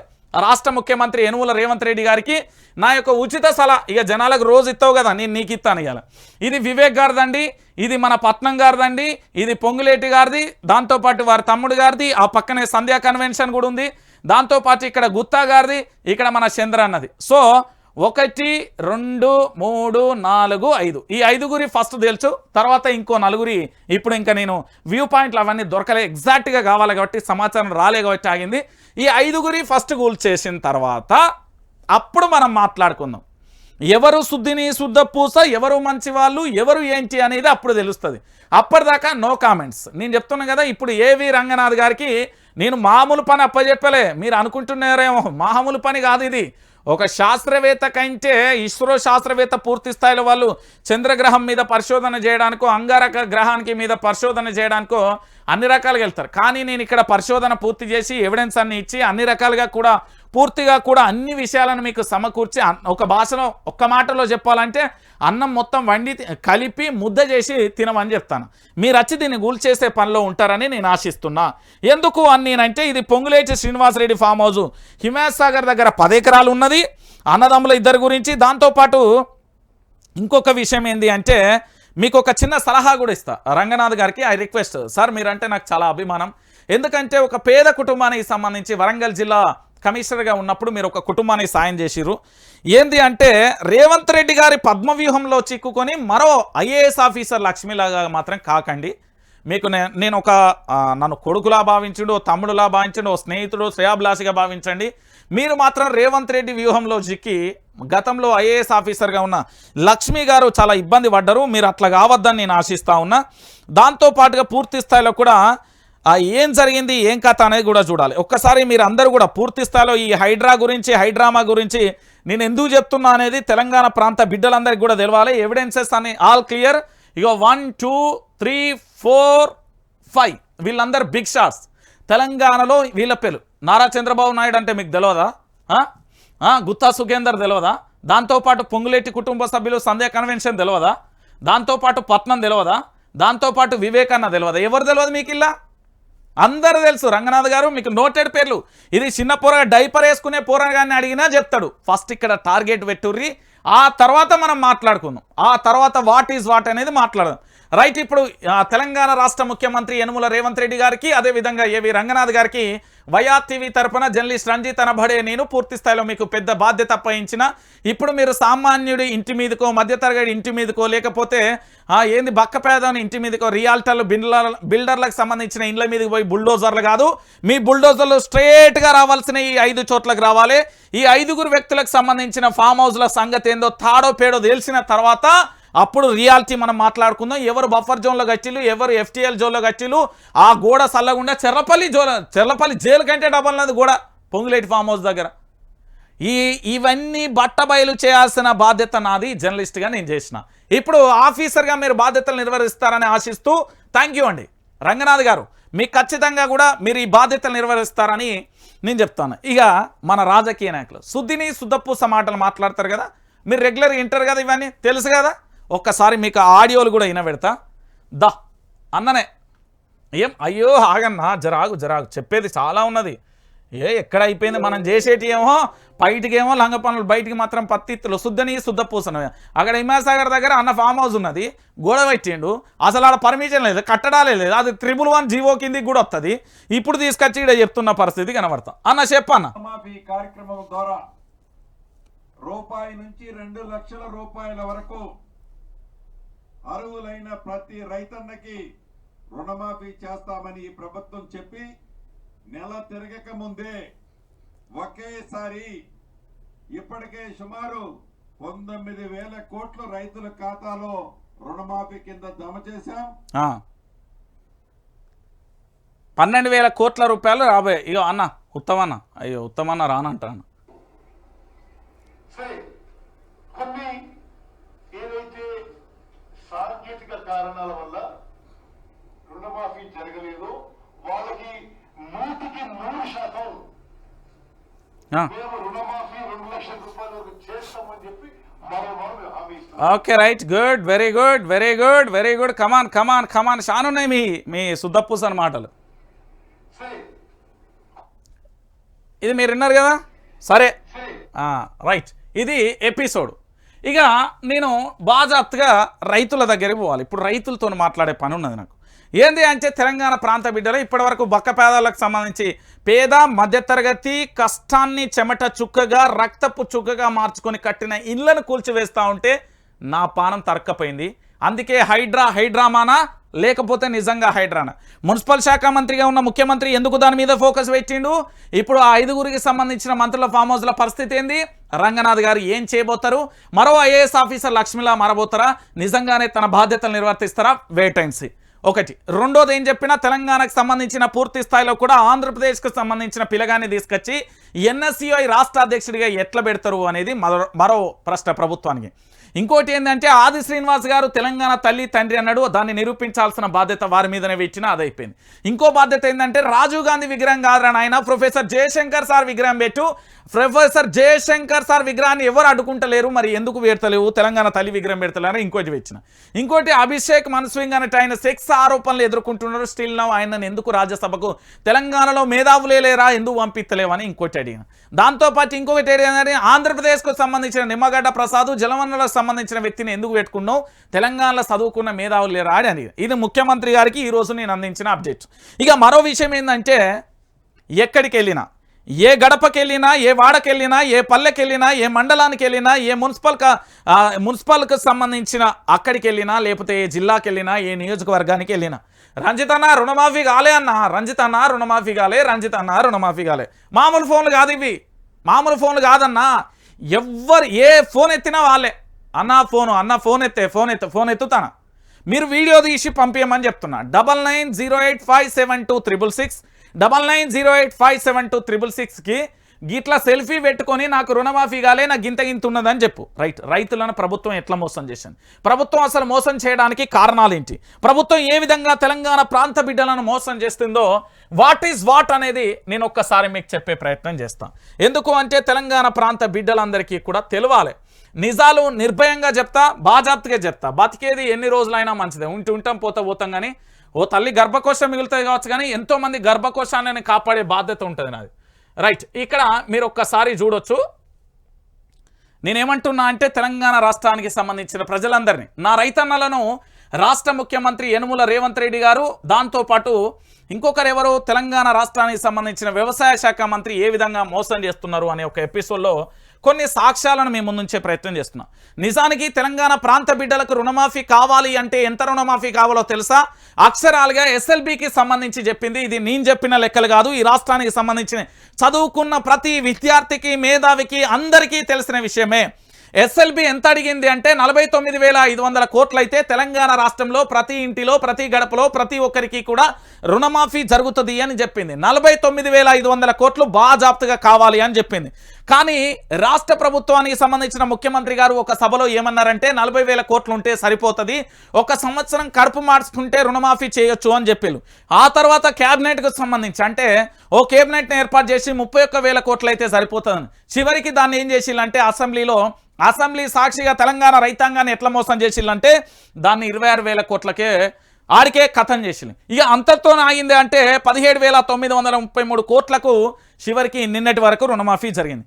49,000 కోట్లు అయితే ఈ తెలంగాణ రాష్ట్రంలో ఉన్న ప్రతి రైతుకు రుణమాఫీ జరుగుతుంది అంటే కేవలం 20,000 కోట్లతో 17,000 కోట్లతోనే మమ అనిపించిందంటే ఇంకా మీరు ఒక్కసారి ఆలోచించాలి. ఇంకా దాదాపుగా తెలంగాణ రాష్ట్ర వ్యాప్తంగా కూడా 50,000 కోట్లు నియర్ బై అవసరం ఉంటే కేవలం 20,000 కోట్లు అంటే 30,000 కోట్ల రూపాయలైన ఏగనామం పెట్టిలు సగం మంది రైతులు పోరాటం చేస్తారు. ఇప్పుడు రైతన్న ఏమంటాడో తెలుసా? రైతన్నలపై పోలీసుల హుక్కుపాదం. మీకు ఒకటి చెప్పాలి, నా దగ్గర భారత రాజ్యాంగం ఉంది. ఈ భారత రాజ్యాంగానికి సంబంధించిన బుక్కు నా దగ్గర ఉంది. పార్లమెంటుకు సంబంధించిన పేజీలను కూడా ఆర్టీఐ ద్వారా అడిగిన వాళ్ళు ఇస్తే నా అదృష్టం. మీ అందరికీ లైవ్లో భారత రాజ్యాంగాన్ని ఒరిజినల్ రాజ్యాంగం ఎవరైతే రాసిలో దాని వెనుక ఎంతమంది సంతకాలు ఉన్నాయి ఆ రాజ్యాంగాన్ని కూడా మీకు చూపెడతా. మీరు తెలంగాణ రాష్ట్ర వ్యాప్తంగా ఉన్న ప్రతి యువత గుర్తుపెట్టుకోవాల్సింది, పోలీసులు మీ మీద లాఠీ చేయమని ఏ రాజ్యాంగంలో ఏ చట్టంలో లేదు. మిమ్మల్ని అకారణంగా అరెస్టు చేయమని ఏ రాజ్యాంగంలో ఏ చట్టంలో లేదు. పోలీసుల బెదిరింపులకు మీరు భయపడాల్సిన అవసరం లేదు. వాళ్ళు మన రక్షకులు, మనల్ని భక్షిస్తే ఊరుకోకండి. క్లియర్గా చెప్తున్నా. ఇగో రైతన్నలపై పోలీసుల హుక్కుపాదం. ఆదిలాబాద్ జిల్లాలో 15 మందిపై కేసులు. సీఎం రేవంత్ను అవమానించారని ఆరోపణ. పోలీస్ స్టేషన్కు పిలిచి 5 గంటలు కూర్చోబెట్టిన వైనం. మాఫీ అడిగితే అణిచివేత. ఎన్ని గంటలు కూర్చోబెట్టిలు? 5 గంటల పాటు కూర్చోబెట్టిల్లట పోలీస్ స్టేషన్. రేవంత్ అన్న, ఇది ప్రజాస్వామ్యమా? ఈరోజు ప్రగతి భవన్ పెట్టే ఉంటావు. ఇలా మంగళవారం ప్రజాభవన్ ప్రగతి భవన్ ఉంటుంది కదా. తెలంగాణ రాష్ట్ర వ్యాప్తంగా గతంలో ప్రగతి భవన్ పేరుండి కల్వకుంట్ల చంద్రశేఖరరావు గారి నివాసం ఉన్న స్థానంలో ఆ మహాత్మా జ్యోతిరావు అనే పూలే అనే ఒక పేరు పెట్టి నేను బద్దలుగా వచ్చిన మొత్తం కంచె బద్దలుగా వచ్చినామంటే కిరణ్ కుమార్ రెడ్డి వచ్చిన కంచె అది. ఆయన కంచెను ఆయన బద్దలుగా వచ్చి ఇలా బద్దలుగా వచ్చిన అని చెప్తున్నావు కదా. ఈరోజు నీ ఫిర్యాదులు ఎన్నత్తాయో తెలుసుకో. ఒక్కసారి చాలా బాధాకరమైన విషయం. నేను తెలంగాణ ప్రాంత బిడ్డలకు నేను ఒక మీ బిడ్డగా క్షమించమని వేడుతున్నా. ఎందుకంటే ఇలాంటి నీచమైన ప్రభుత్వం రావడం వల్ల ఈరోజు నా రైతన్నలు జైలుకు వెళ్లాల్సిన పరిస్థితి, పోలీస్ స్టేషన్లలో సుదీర్ఘంగా 5 గంటల పాటు కూర్చోవాల్సిన పరిస్థితి ఏర్పడింది. ఇది చాలా ఘోరమైన పరిస్థితి, చాలా దయనీయమైన పరిస్థితి. రైతన్నలారా క్షమించండి. కానీ ఇలాంటి వాడిని మాత్రం ముఖ్యమంత్రిని మాత్రం క్షమించలేదు. బాజాబ్గా గద్దె దించడానికి కంకణం కట్టుకోవాలి మనం. రుణమాఫీ అయిపోయిందంటూ ఆర్భాటంగా ప్రకటించి సవాలు విసిరి ముఖ్యమంత్రి అడ్డగోలు భాషలో మాట్లాడి 4 రోజులైనా కాకముందుకే మంత్రుల నాలకలు మడతేస్తున్నారు. రాష్ట్ర వ్యాప్తంగా రగిలిపోతున్న రైతన్నలు ఊరూరా ముఖ్యమంత్రి దిష్టిబొమ్మలు దహనం చేస్తుంటే ఆ వేడికి మంత్రుల నోట అస్సలు మాట బయటికి వస్తుంది. వడ్డీ అదనపు రుణం కడితేనే మిగతావి మాఫీ చేస్తామని మంత్రి తుమ్మల మొన్నటిదాకా వ్యాఖ్యానించగా మరో 12,000 కోట్లు ఇస్తామంటూ మంత్రి పొంగులేటి చెప్పిన పరిస్థితి. ఏం చెప్తున్నారు అంటే గుర్తుపెట్టుకోవాలి. అరే భయ్, వడ్డీ కట్టడానికి నువ్వేందిరా రుణమాఫీ చేసేది? ఎవర్రా నువ్వు? నువ్వు చదువుకోలే, చదువు రాదా, పేపర్ లేదా, ఇంకిత జ్ఞానం లేదా? ఏమని చెప్పినావు కాంగ్రెస్ మేనిఫెస్టోలో? నువ్వు ఎన్నికల ముందు ఏమని చెప్పినావు? అప్పుడు మాట్లాడినాడు ఎవడు? దయ్యమా, దద్దమ్మనా, శవటనా, సన్నాష? అప్పుడు హామీ ఇచ్చినోడు ఎవడు? మరి ఇలా నీకు పదవి రాగానే నువ్వు మినిస్టర్ కాగానే రైతుల గురించి గిట్లనా నువ్వు మాట్లాడేది? ఏంది వడ్డీ కడితే నువ్వు రుణం ఇస్తావా? ఏం వడ్డీ కట్టాలి నీకు? ఏం వడ్డీ కట్టాలి? మీ మంత్రులకు మీ ఎమ్మెల్యేలకు ఎట్లా రుణమాఫీ అయింది చెప్పు, ఒక్కసారి చెప్పు. మీ మంత్రులకు మీ ఎమ్మెల్యేలకు రుణమాఫీ ఎట్లయింది? మా రైతులకు ఎందుకు అవుతలేదు? వాళ్ళకు 8 లక్షలు, 6 లక్షలు, 3 లక్షలు, 2 లక్షలని 2 లక్షల పైనే ఉన్నాయి. అట్లెట్లా రుణమాఫీ అయింది చెప్పవా? దానికి మాటలు రావు. ఈడనట రైతులకు సంబంధించిన రుణం చెప్పినావా నువ్వు? మేము కాంగ్రెస్ పార్టీ అధికారంలోకి వచ్చిన తర్వాత మీరు వడ్డీ కడితేనే రుణమాఫీ అని చెప్పినావు. ఎందుకు ఈ లంగ ముచ్చట్లు, ఈ శుద్ధిని శుద్ధపూస అని మాటలు ఇవని కోసం మాట్లాడుతున్నావు?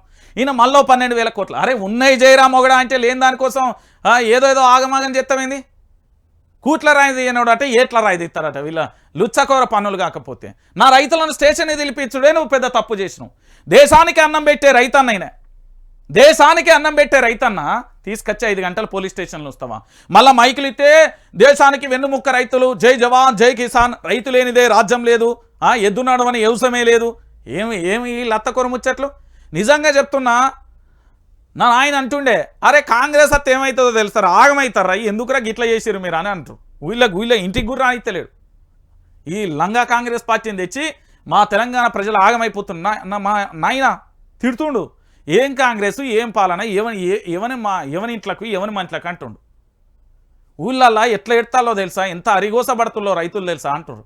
పెట్టుబడి సాయం ఇయ్యపోతివి, పెట్టుబడి సాయం లేక ప్రజలందరూ పోయి పూర్తి స్థాయిలో కూడా అప్పులు తెచ్చుకుంటే వడ్డీ వ్యాపారి 10 రూపాయలట, ఎమర్జెన్సీగా పోతే 20 రూపాయలట. ఒక రైతు, ఆయన పేరేం పేరు, లింగయ్య అనే రైతు పెట్టుబడి సాయం కోసం పెద్ద మనిషి దగ్గర పోతే, వడ్డీ వ్యాపారి పోతే 50,000కు 5,000 కట్ చేసుకున్నాడట. రేపు పొద్దుగాల మళ్ళీ కట్టేటప్పుడు 45,000 కాదట, 50,000 కట్టాలన్నట. లింగయ్య అనే రైతు నాకు ఫోన్ చేసిండు, పెట్టుబడి సాయం ఏది సారు, నాకు ఉన్నదే 4 ఎకరాలు, నాకు 2 బిడ్డలేనా, 2 బిడ్డలు చదువుకుంటారు, వాళ్ళు ఆర్టీసీ క్రాస్ రోడ్ దగ్గరనే ఉన్నారు, నా బిడ్డలకు ఉద్యోగాలు అన్నత్తాయని చూస్తే అది లేదు ఇది లేదు, ఏంది సారు రుణమాఫీ కాలే, ఏమన్నా అంటే నాకు రేషన్ కార్డు లేదంటారు, ఇక నేను ఏం చేయాలి, ఇంత పురుగుల మందు తాగనా అంటాడు రైతు. ఎంత బాధ అనిపిస్తుంది, ఎంత బాధ అనిపిస్తుందండి రైతులారా. వీళ్ళకేం తెలుసు, ఏసీ కార్లలో రాజభోగాలు ఆడుతున్న పరిస్థితి వీళ్ళకేం తెలుసు. ఇక నిన్నటికి నిన్న మంత్రి ఉత్తమ్ కుమార్ రెడ్డి అసలు సంగతి బయటపెట్టారు. రాష్ట్రంలో రుణమాఫీ కాలేదని, దాదాపు 9 లక్షల మందికి డబ్బులు చెల్లింపు జరగలేదని ఉత్తమ్ చెప్పగా, సాంకేతిక కారణాల వల్ల రుణమాఫీలో సమస్యలు తలెత్తినట్టుగా మంత్రి జూపల్లి అంగీకరించారు. మరి రుణమాఫీ అయిపోయిందన్న ముఖ్యమంత్రి కరెక్టా, కాలేదని అంగీకరిస్తున్న మంత్రులు కరెక్టా, రుణమాఫీ జరగలేదనడానికి రాష్ట్ర వ్యాప్తంగా రైతులు చేస్తున్న ధర్నాలే నిదర్శనం. రైతులు అబద్ధం ఆడరు, నువ్వు పైసలకు ఆశించరు, వాళ్ళది నిజమైన ప్రేమ. తల్లి పాలు ఎంత స్వచ్ఛమైనదో తెలంగాణ రైతులు అంత స్వచ్ఛమైన వాళ్ళు. నిజంగా వాళ్ళ పాదాలకు వందనాలు. మీ లెక్క చేయరాలు రుణమాఫీ కాకుండా రోడ్ల మీద చేయడానికి వాళ్ళకేం మీ లెక్క శుద్ధిని శుద్ధపూసని రాజకీయ కపట నాటకాలు రావు. రజకన్న గోకర్ణ విలువిద్యలు తెలియదు రైతులకు. పంట పొలం వేసుకున్నావా, పండించుకున్నావా, అప్పుగా ఇచ్చినవా, నా బిడ్డ కొడుకు చదివిచ్చినవా, ఇంతంత ఇల్లు కట్టుకున్నావా, కొడుకును మంచిగా చదివించుకున్నావా, లేకపోతే ఏదైనా పని చేసుకున్నావా, షాప్ పెట్టుకున్నావా అంటారు. రైతులు మీ లెక్క శుద్ధిని శుద్ధపూస మాటలు కాదు. ఒకసారి మీరే చూడుర్రి. అయితే ఈ వాస్తవాన్ని అంగీకరించడానికి నిరాకరిస్తుంది ప్రభుత్వం. పోలీసు బలగాలతో రైతులను అణిచివేయడానికి ప్రయత్నిస్తుంది. వారు బయటికి రాకుండా దిష్టిబొమ్మల దహనాలు, శవయాత్రలు చేయకుండా అడ్డుకోవాలని రాష్ట్ర వ్యాప్తంగా పోలీసులకు మౌఖిక ఆదేశాలు అందినట్లుగా తెలుస్తుంది. అంతేకాదు, ఆదిలాబాద్ జిల్లాలో ముఖ్యమంత్రి దిష్టిబొమ్మకు శవయాత్ర నిర్వహించిన 11 మంది రైతులపై ఏకంగా కేసు నమోదు చేశారు. ఇక ఏం పాలనరా నాయన అనేది, ఓరి సన్నాసి, ఏం పాలన నీది, ఏం పాలన మీది అంటున్నా. నా రైతుల మీద 11 మంది మీద కేసులు నమోదు చేసినావు. ఇదా ప్రజాస్వామ్య పాలన, ఇదా రైతు పాలన, ఇదా చెప్పాలి ఒక్కసారి. ఈ హైదరాబాద్లో బోడుప్పల్ మేడిగడ్డ నుండి మొదలు పెడితే ఆ పంజాగుట్ట కాన్ నుండి ఎక్కడికి మెట్రో స్టేషన్ హైటెక్ సిటీ దాకా మొత్తం పిల్లర్లకు పోస్టర్లు వేసుకున్నారు. ఇట్లా రైతుకు సంతోషం అట. దేశంలోనే అద్భుతమైన రుణమాఫీ అట.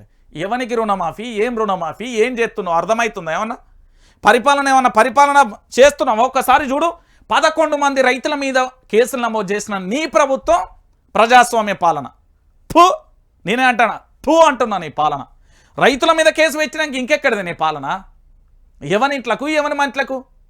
రైతుల మీద కేసు పెట్టిన తర్వాత ఏం పాలన నీది అని అడుగుతున్నా. తెలంగాణ రైతాంగం మీద కేసులు పెట్టినాక నీది రైతు రాజ్యం ఎట్లయితుంది? రోత రాజ్యం అవుతుంది. కానీ రైతుల మీద 11 మంది, మరో 4 మీద కూడా ఇలా కేసు పెట్టిల్లండి. ఆదిలాబాద్ జిల్లాలో రుణమాఫీ చేయాలని నిరసన తెలిపినందుకు 2 రోజులలో 15 మంది మీద కేసులు నమోదు చేసింది రేవంత్ సర్కార్. గుంపు మేస్త్రి పరిపాలన ఎంత అద్భుతంగా ఉందో మీరే చూడాలి. అయ్యా గుంపు మేస్త్రి, 15 మంది రైతులు ఇంటూ నువ్వు లెక్కేసుకో, నీకు దాని ఫలాలు ఇప్పుడు ఏర్పడాయి, కానీ భవిష్యత్తులో ఖచ్చితంగా నేను పక్కా ఉంటుంది దాని ప్రతిఫలం పక్కా తీపిస్తా ప్రజల చేత. నేను చెప్తున్నా కదా, 15 మంది రైతుల మీద కేసులు నమోదు చేసిన కాంగ్రెస్ ప్రభుత్వం అవసరమా? మీ నియోజకవర్గ ఎమ్మెల్యే ఇల్లులు ముట్టడియండి, మీ మంత్రుల ఇల్లులు ముట్టడియండి, కలెక్టరేట్ ఆఫీసుల దగ్గరికి రారి, ధర్నాలు చేయరి, రాస్తోరోక చేయరి. అయ్యా భారతీయ జనతా పార్టీ సంబంధించిన నేతలారా ఏడున్నారు?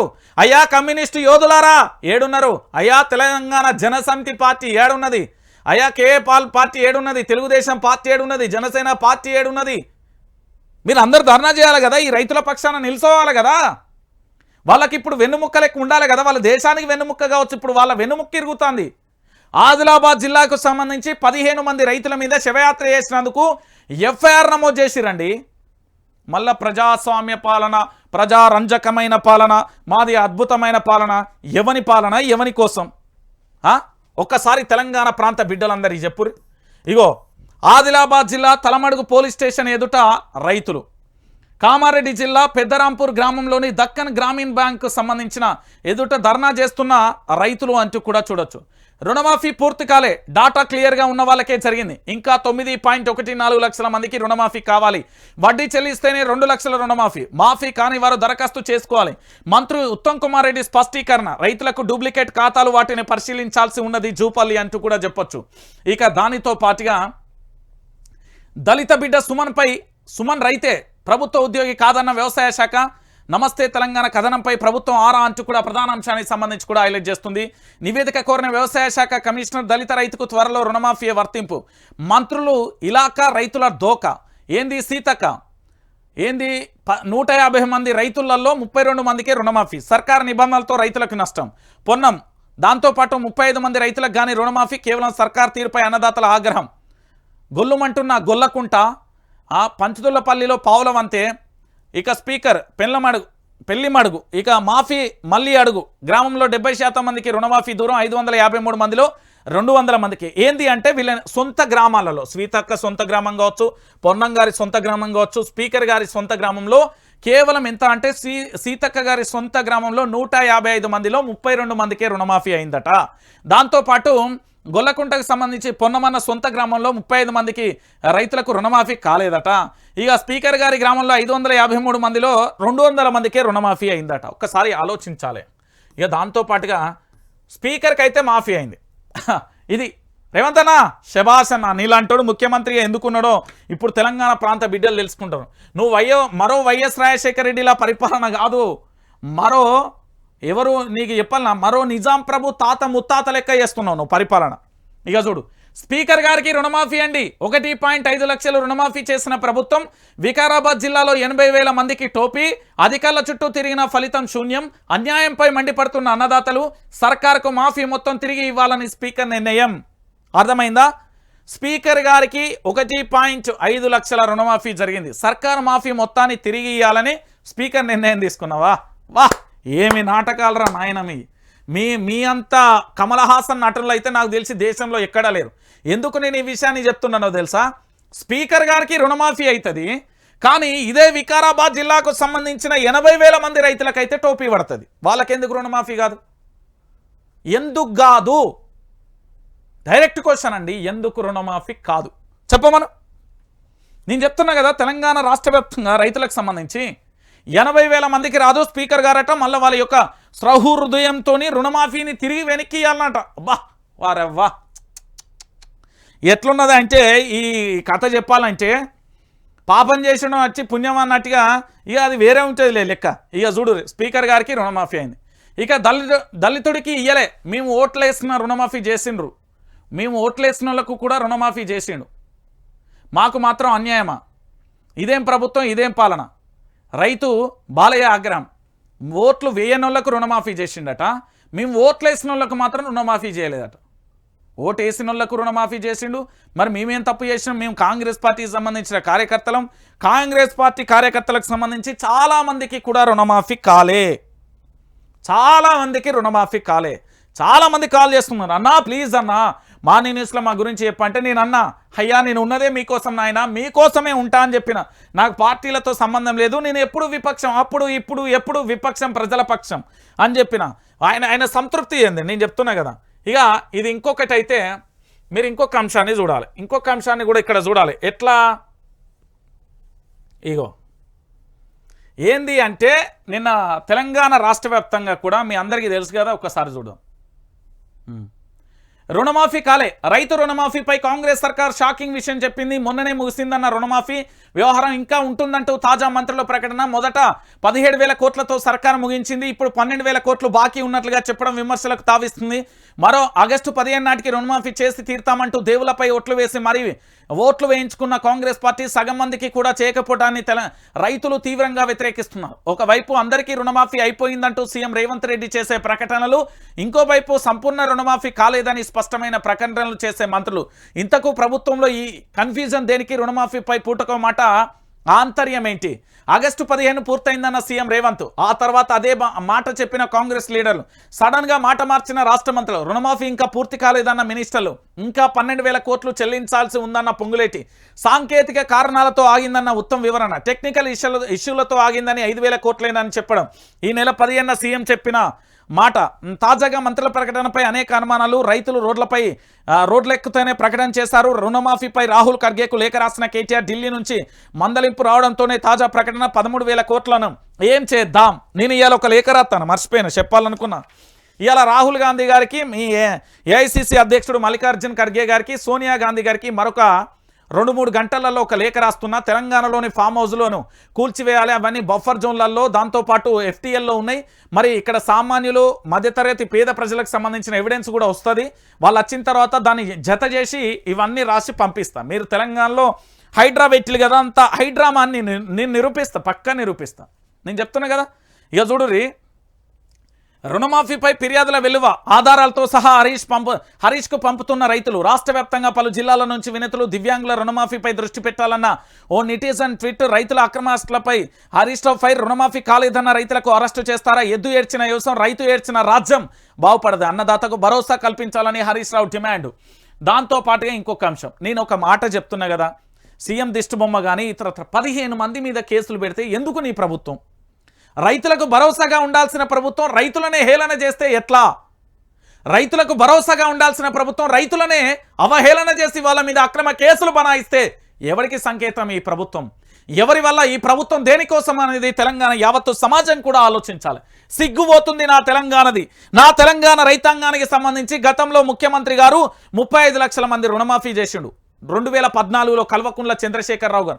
ఇతర రాష్ట్రాలలో చనిపోయిన నా బిడ్డలకు కూడా ఢిల్లీలో సంవత్సరం పాటు కూడా ధర్నా చేసిన రైతన్నల కుటుంబానికి కూడా పైసలు ఇచ్చిండు. అరే ఇక్కడ బడ్జెట్ ఉన్నది, 50,000 కోట్లు ఎవరి చెవులోకి పోయినాయి చెప్పుర్రి? తెలంగాణ రాష్ట్రం వచ్చినాక మీరు ఎప్పుడు మొన్న మీ ప్రభుత్వం వచ్చిన కాంగ్రెస్ ప్రభుత్వం 2023 డిసెంబర్లో మీ ప్రభుత్వం వచ్చినప్పటి నుండి 2024 8వ నెల ఇప్పటి వరకు మీరు 50,000 కోట్ల రూపాయలు అప్పు చేసిల్లు కదా తెలంగాణ రాష్ట్రాన్ని. ఆ 50,000 కోట్ల రూపాయలు ఎవరి జేబులోకి పోయినాయి? సమాధానం చెప్పిల్లా? బహిరంగ ప్రకటన చేసిల్లా? లేఖ రిలీజ్ చేసిల్లా? పబ్లిక్ డొమైన్లో పెట్టిల్లా? ఏమైపోయినాయి ఇప్పటి వరకు తెలియదు. ఒక్కసారి మీరు అందరూ కూడా ఆలోచించాలి. రైతులకు నామం పెట్టిరండి వీళ్ళు. ఇగో బరాబర్ తెలంగాణ తల్లి విగ్రహం పెడతాం అన్న, నేను పెట్టమన్న అర్ధరాత్రి పోయి పెట్టుర్రాయా? ఆ రాజీవ్ గాంధీ విగ్రహం మీద అక్కడే పెట్టేసిరారు ఈ తెలంగాణ తల్లి విగ్రహం అన్న, లేకపోతే ప్రొఫెసర్ జయశంకర్. దయచేసి చెప్తున్న తెలంగాణ ఉద్యమకారులారా, పోయి మన తెలంగాణ తల్లి విగ్రహం అన్న, మన ప్రొఫెసర్ జయశంకర్ గారి విగ్రహం అన్న పెట్టిరారి. అడుగుడు ఏంది భయ్? ఎవరు రాజీవ్ గాంధీ తెలంగాణకి సంబంధం ఏంది? ఎవరాయన? మా తెలంగాణలో ఎట్లా పెడతావు విగ్రహం? పెడతాని గాంధీ భవన్లో పెట్టుకో, మీ ఇంటికాడ పెట్టుకోర్రి. మా సెక్రటరియట్ అది, నా వాటా ఉన్నది. నా తెలంగాణ 4 కోట్ల మంది బిడ్డల వాటా ఉన్నదల్లా. వీళ్ళదట ముచ్చట. సకల మర్యాదలతో రాజీవ్ విగ్రహాన్ని తొలగిస్తాం. సెక్రటరియట్ ముందు నుండి కాంగ్రెస్ వాళ్ళు కోరిన చోటికి తరలిస్తాం. శంషాబాద్ ఎయిర్పోర్ట్కు తెలంగాణ మహనీయుడు పేరు పెడతాం. రాజీవ్కి తెలంగాణకు ఏం సంబంధమో అర్థం కావడం లేదు. తెలంగాణ అస్తిత్వాన్ని కాంగ్రెస్ దెబ్బతీస్తున్నది. గతంలో మేము కుసంస్కారంగా వ్యవహరించలేదు. రాజీవ్ ఆరోగ్యశ్రీ, ఉప్పల్ స్టేడియం, శంషాబాద్ ఎయిర్పోర్ట్ పేర్లను అలాగే కొనసాగించాం. కోల్కతా నిందితులకు తెలంగాణ తరహా న్యాయం కోరుతున్నాం. That is Telangana, that is KCR, BRS working president KTR అంటూ కూడా చెప్పిన పరిస్థితి. హైలైట్ ఏంటంటే, నేను ఒక వీడియో రిలీజ్ చేసిన, అది ఇప్పటికీ తెలంగాణ రాష్ట్ర వ్యాప్తంగా ట్రోల్ అవుతున్నది. ఆ ట్రోలింగ్కు సంబంధించి మీకు కూడా ఒక్కసారి వినబెడతా. ఒకసారి నిన్న అర్ధరాత్రి దాన్ని రిలీజ్ చేసిన, చాలామంది నాకు కాల్ చేసిలు. అసలు చాలామందికి తెలియని విషయం ఇది. ఒక్కసారి మీరు వినాలే. తెలంగాణ ప్రాంత బిడ్డలారా, మనం ఎంత గొర్రెలం అని మీరు చూడరు.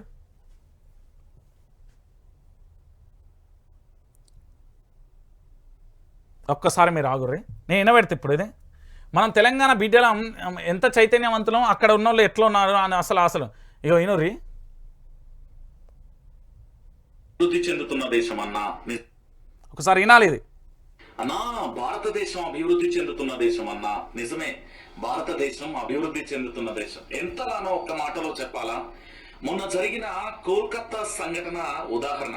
పాపం దేశంలో ఉన్న వైద్యులందరికీ తెలియదేమో, దేశంలో ఉన్న ప్రజలందరికీ తెలియదేమో, చదువుకున్న మేధావులకు తెలియదేమో, చదువుకున్న యువతకు తెలియదేమో. చిన్న ఉదాహరణ మీకు ఒక్క మాటలో చెప్తాను, వింటారా?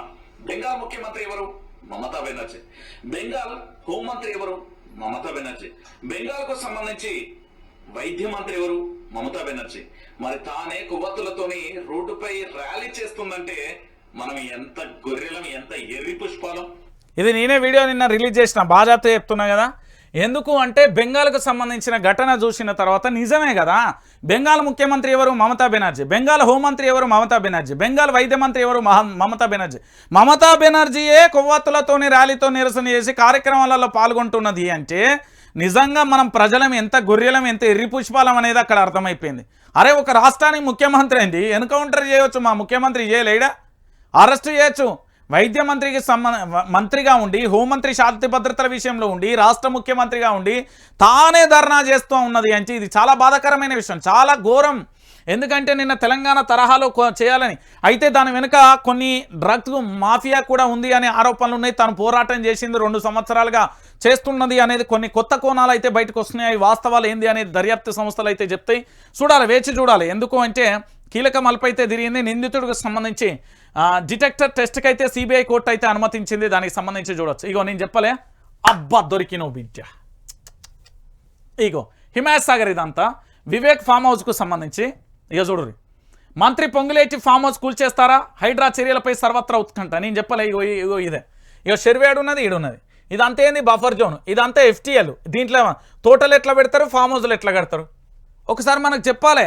ఈ ఫామ్ హౌస్లు ఏంది, కథ ఏంది, లొల్లి ఏందో మరి అలా మన రంగనాథ్ సార్ చెప్తాడు. నేను వెయిట్ చేస్తాను, రంగనాథ్ సారు చెప్పాలి కదా, వెయిట్ చేయాలి కదా. చేద్దాం, చూద్దాం, వెయిట్ చేద్దాం. ఏం చేస్తాడు సారు, ఎట్లా చేస్తాడు, ఏం కథ అనేది కూడా వెయిట్ చేద్దాం. రాజు విగ్రహం తీసేస్తాం. నిరుడు వీధి కుక్కల దాడిలో గాయపడి కేటీఆర్ సాయంతో కోలుకున్న కృతిక తెలంగాణ భవన్లో సోమవారం ఇలా రాఖీ కడుతూ కృతజ్ఞతలు తెలిపింది అంటూ కూడా చెప్పిన పరిస్థితి చూడొచ్చు. ఎందుకంటే కృతిక అనే చిన్నారి గతంలో సంవత్సరం క్రితం పూర్తి స్థాయిలో కుక్కల దాడిలో ఏంది అంటే గాయపడ్డది ఈ చిన్నారి. ఈ చిట్టి తల్లి గాయపడితే ఈ చిట్టి తల్లికి కేటీఆర్ సహాయం అందించిండు. కేటీఆర్ సహాయం అందిస్తే ఈ చిట్టి తల్లి పూర్తిగా కోలుకొని ఏంది అంటే రాఖీ కట్టడానికి వచ్చింది. ఎందుకంటే కేటీఆర్ సహకారంతోనే ఈ చిట్టి తల్లి బయటపడ్డది, ఆ కుక్కల దాడి నుండి బయటకు వచ్చింది. ఇక ఇదైతే చాలా బాధ అనిపించింది నాకు నిన్న. ఈ ఫోటో మంచిర్యాల జిల్లా రామకృష్ణాపురం పట్టణంలోని సాంఘిక సంక్షేమ గురుకుట పాఠశాలలోనిది. తోబుట్టువులతో రాఖీ కట్టాలని పిల్లలను తీసుకువచ్చిన తల్లిదండ్రులను ప్రిన్సిపల్ సిబ్బంది లోపలికి అనుమతింది. దీంతో ఇదిగో ఇలా కిటికీలో నుంచి రాఖీ కట్టుకోవాల్సింది. మరికొందరు చేసేది లేక నిరాశగా వెనుదిరిగిన పరిస్థితి. ఏందండి ఏంది, ఏమయ్యా ముఖ్యమంత్రి, ఎడ్యుకేషన్ మినిస్టర్ గుంపు మేస్త్రి బాస్ నీ దగ్గరనే ఉన్నది. ఎడ్యుకేషన్ మినిస్టర్ ఏంది గోసా? మీకు నిన్న సీతక్కచ్చి కట్టింది, సురేఖక్కచ్చి కట్టింది, ఇంకా కాంగ్రెస్కి సంబంధించిన మా మహిళా సోదరి మనులందరూ వచ్చి కట్టిలు, మొత్తం కట్టిలా లేదా? మా మహిళల అక్కలందరూ వచ్చి కట్టిలు కదా. నువ్వేమో పండుగ చేసుకుంటావు, మాకేమో కన్నీళ్ళ. ఏంది దీని మీద చర్యలేవా? రాఖీ కట్టడానికి కూడా తెలంగాణలో నిర్బంధం అండి. రాఖీ కట్టుకోవడానికి కూడా తెలంగాణలో నిర్బంధం. మళ్ళీ ఈ శాఖ మన విద్యాశాఖ మంత్రి యనుమల రేవంత్ రెడ్డి గారి దగ్గరనే ఉన్నది. తెలంగాణలో రాఖీ కట్టుకోవాలంటే నిర్బంధం అంటే ఇది ప్రిన్సిపల్ ఎందుకు అనుమతించదు? పండుగ పూట ప్రిన్సిపల్ ఎందుకు అనుమతించదు అంటున్నా. ఏంది దీని కథ ఏంది? దాని సంగతి ఏంది? ఇగో నేను చెప్పలే. ఇగో చూడు, డిఎస్సి పరీక్ష paper leak, STD paper leak అయిందన్న అభ్యర్థులు ఒకే ప్రశ్న 2 సార్లు పునరావృతం. అది ఒకే పోస్టుకు ఒకే ప్రశ్నలో మరో పేపరు, ఇలా 19 ప్రశ్నలు రిపీట్. డిఎస్సి పరీక్షల నిర్వహణలో భారీగా అక్రమాలు ఉద్దేశపూర్వకంగానే చేశారంటున్న అభ్యర్థులు పరీక్షలను రద్దు చేయాలని పలువురు డిమాండ్. కొందరు అధికారుల పాత్రపై ఆరాధిస్తున్నారు. రాష్ట్ర ఉపాధ్యాయ పోస్టుల భర్తీకి నిర్వహించిన డిఎస్సి పేపర్ లీక్ అయిందా, ప్రశ్నలు కావాలనే కొందరు అధికారులు లీక్ చేశారనే ప్రచారం ఇప్పుడు సోషల్ మీడియాలో తెగ వైరల్ అయిపోతున్న పరిస్థితి కనబడుతుంది. మొన్న మనోళ్ళు నిర్వహించిన పరీక్షా పేపర్ లీక్ అయిందన్న ఆందోళనలు కూడా కొనసాగుతున్నాయి. పేపర్ లీక్ గురించి సమగ్రమైన విచారణ చేపట్టాలి, దానికి సంబంధించి చెప్పాలి అని కూడా నేను డిమాండ్ చేస్తున్నా. ఇగో నేను కోరింది ఇదే. మెగా కోసం తొండాట, చిన్న సంఘటన కావడంతో బయటికి రాలేదన్న మంత్రులు. ఈ నెల 7న తమ దృష్టికి వచ్చిందని జీవోలో చెప్పిన ప్రభుత్వం, కానీ సంఘటన జరిగిన వెంటనే ఖైరతాబాద్ ఆఫీస్కు ఫోను, అసెంబ్లీ జరుగుతుండగానే జలమండలికి సమాచారం. నేటిదాకా మెగా ఇంజనీర్పై కించింతు చర్యలు కూడా తీసుకుని సమాచారం. సుంకిశాల ఘటన వెలుగులోకి సరికొత్త వాస్తవాలు. సుంకిశాల ఘటన చిన్నది, అందుకే అక్కడ ఇంజనీర్లు ఏజెన్సీ వాళ్ళని సర్దిద్దుకోవచ్చనే ఉద్దేశంతోనే ప్రభుత్వానికి సమాచారం ఇవ్వలేదు. సుంకిశాల సందర్శించిన సమయంలో మన ఉత్తమ్ అన్నమాట, తుమ్మలన్నమాట. ఈ నెల 2న సుంకిశాల సంఘటన జరిగిన 7వ తేదీన ప్రభుత్వం దృష్టికి వచ్చింది. దీని మీద ఎవరు 11న ఏది మన సుంకిశాల ఘటన ఇంజనీర్లను సస్పెండ్ చేసిండు, దాని మీద బయటకు వచ్చిన సంగతి ఇది.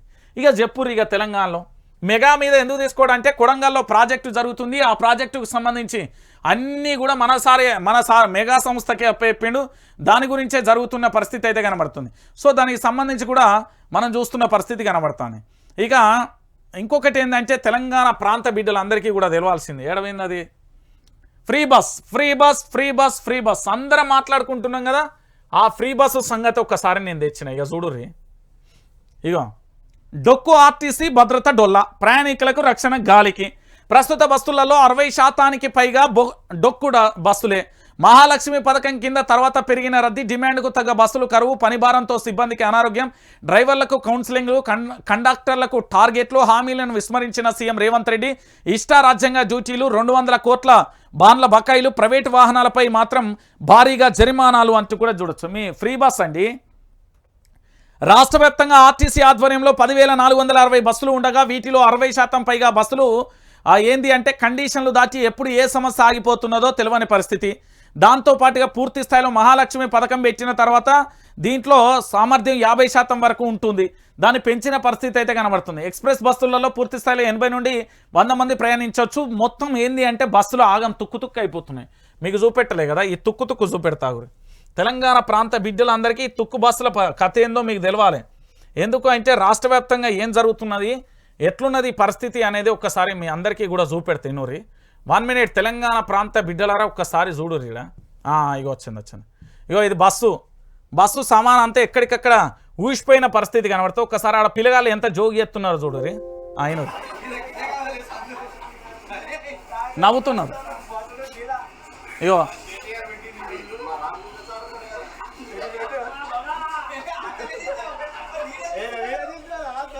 ఇగో బస్సు ఊసిపోయినాయి.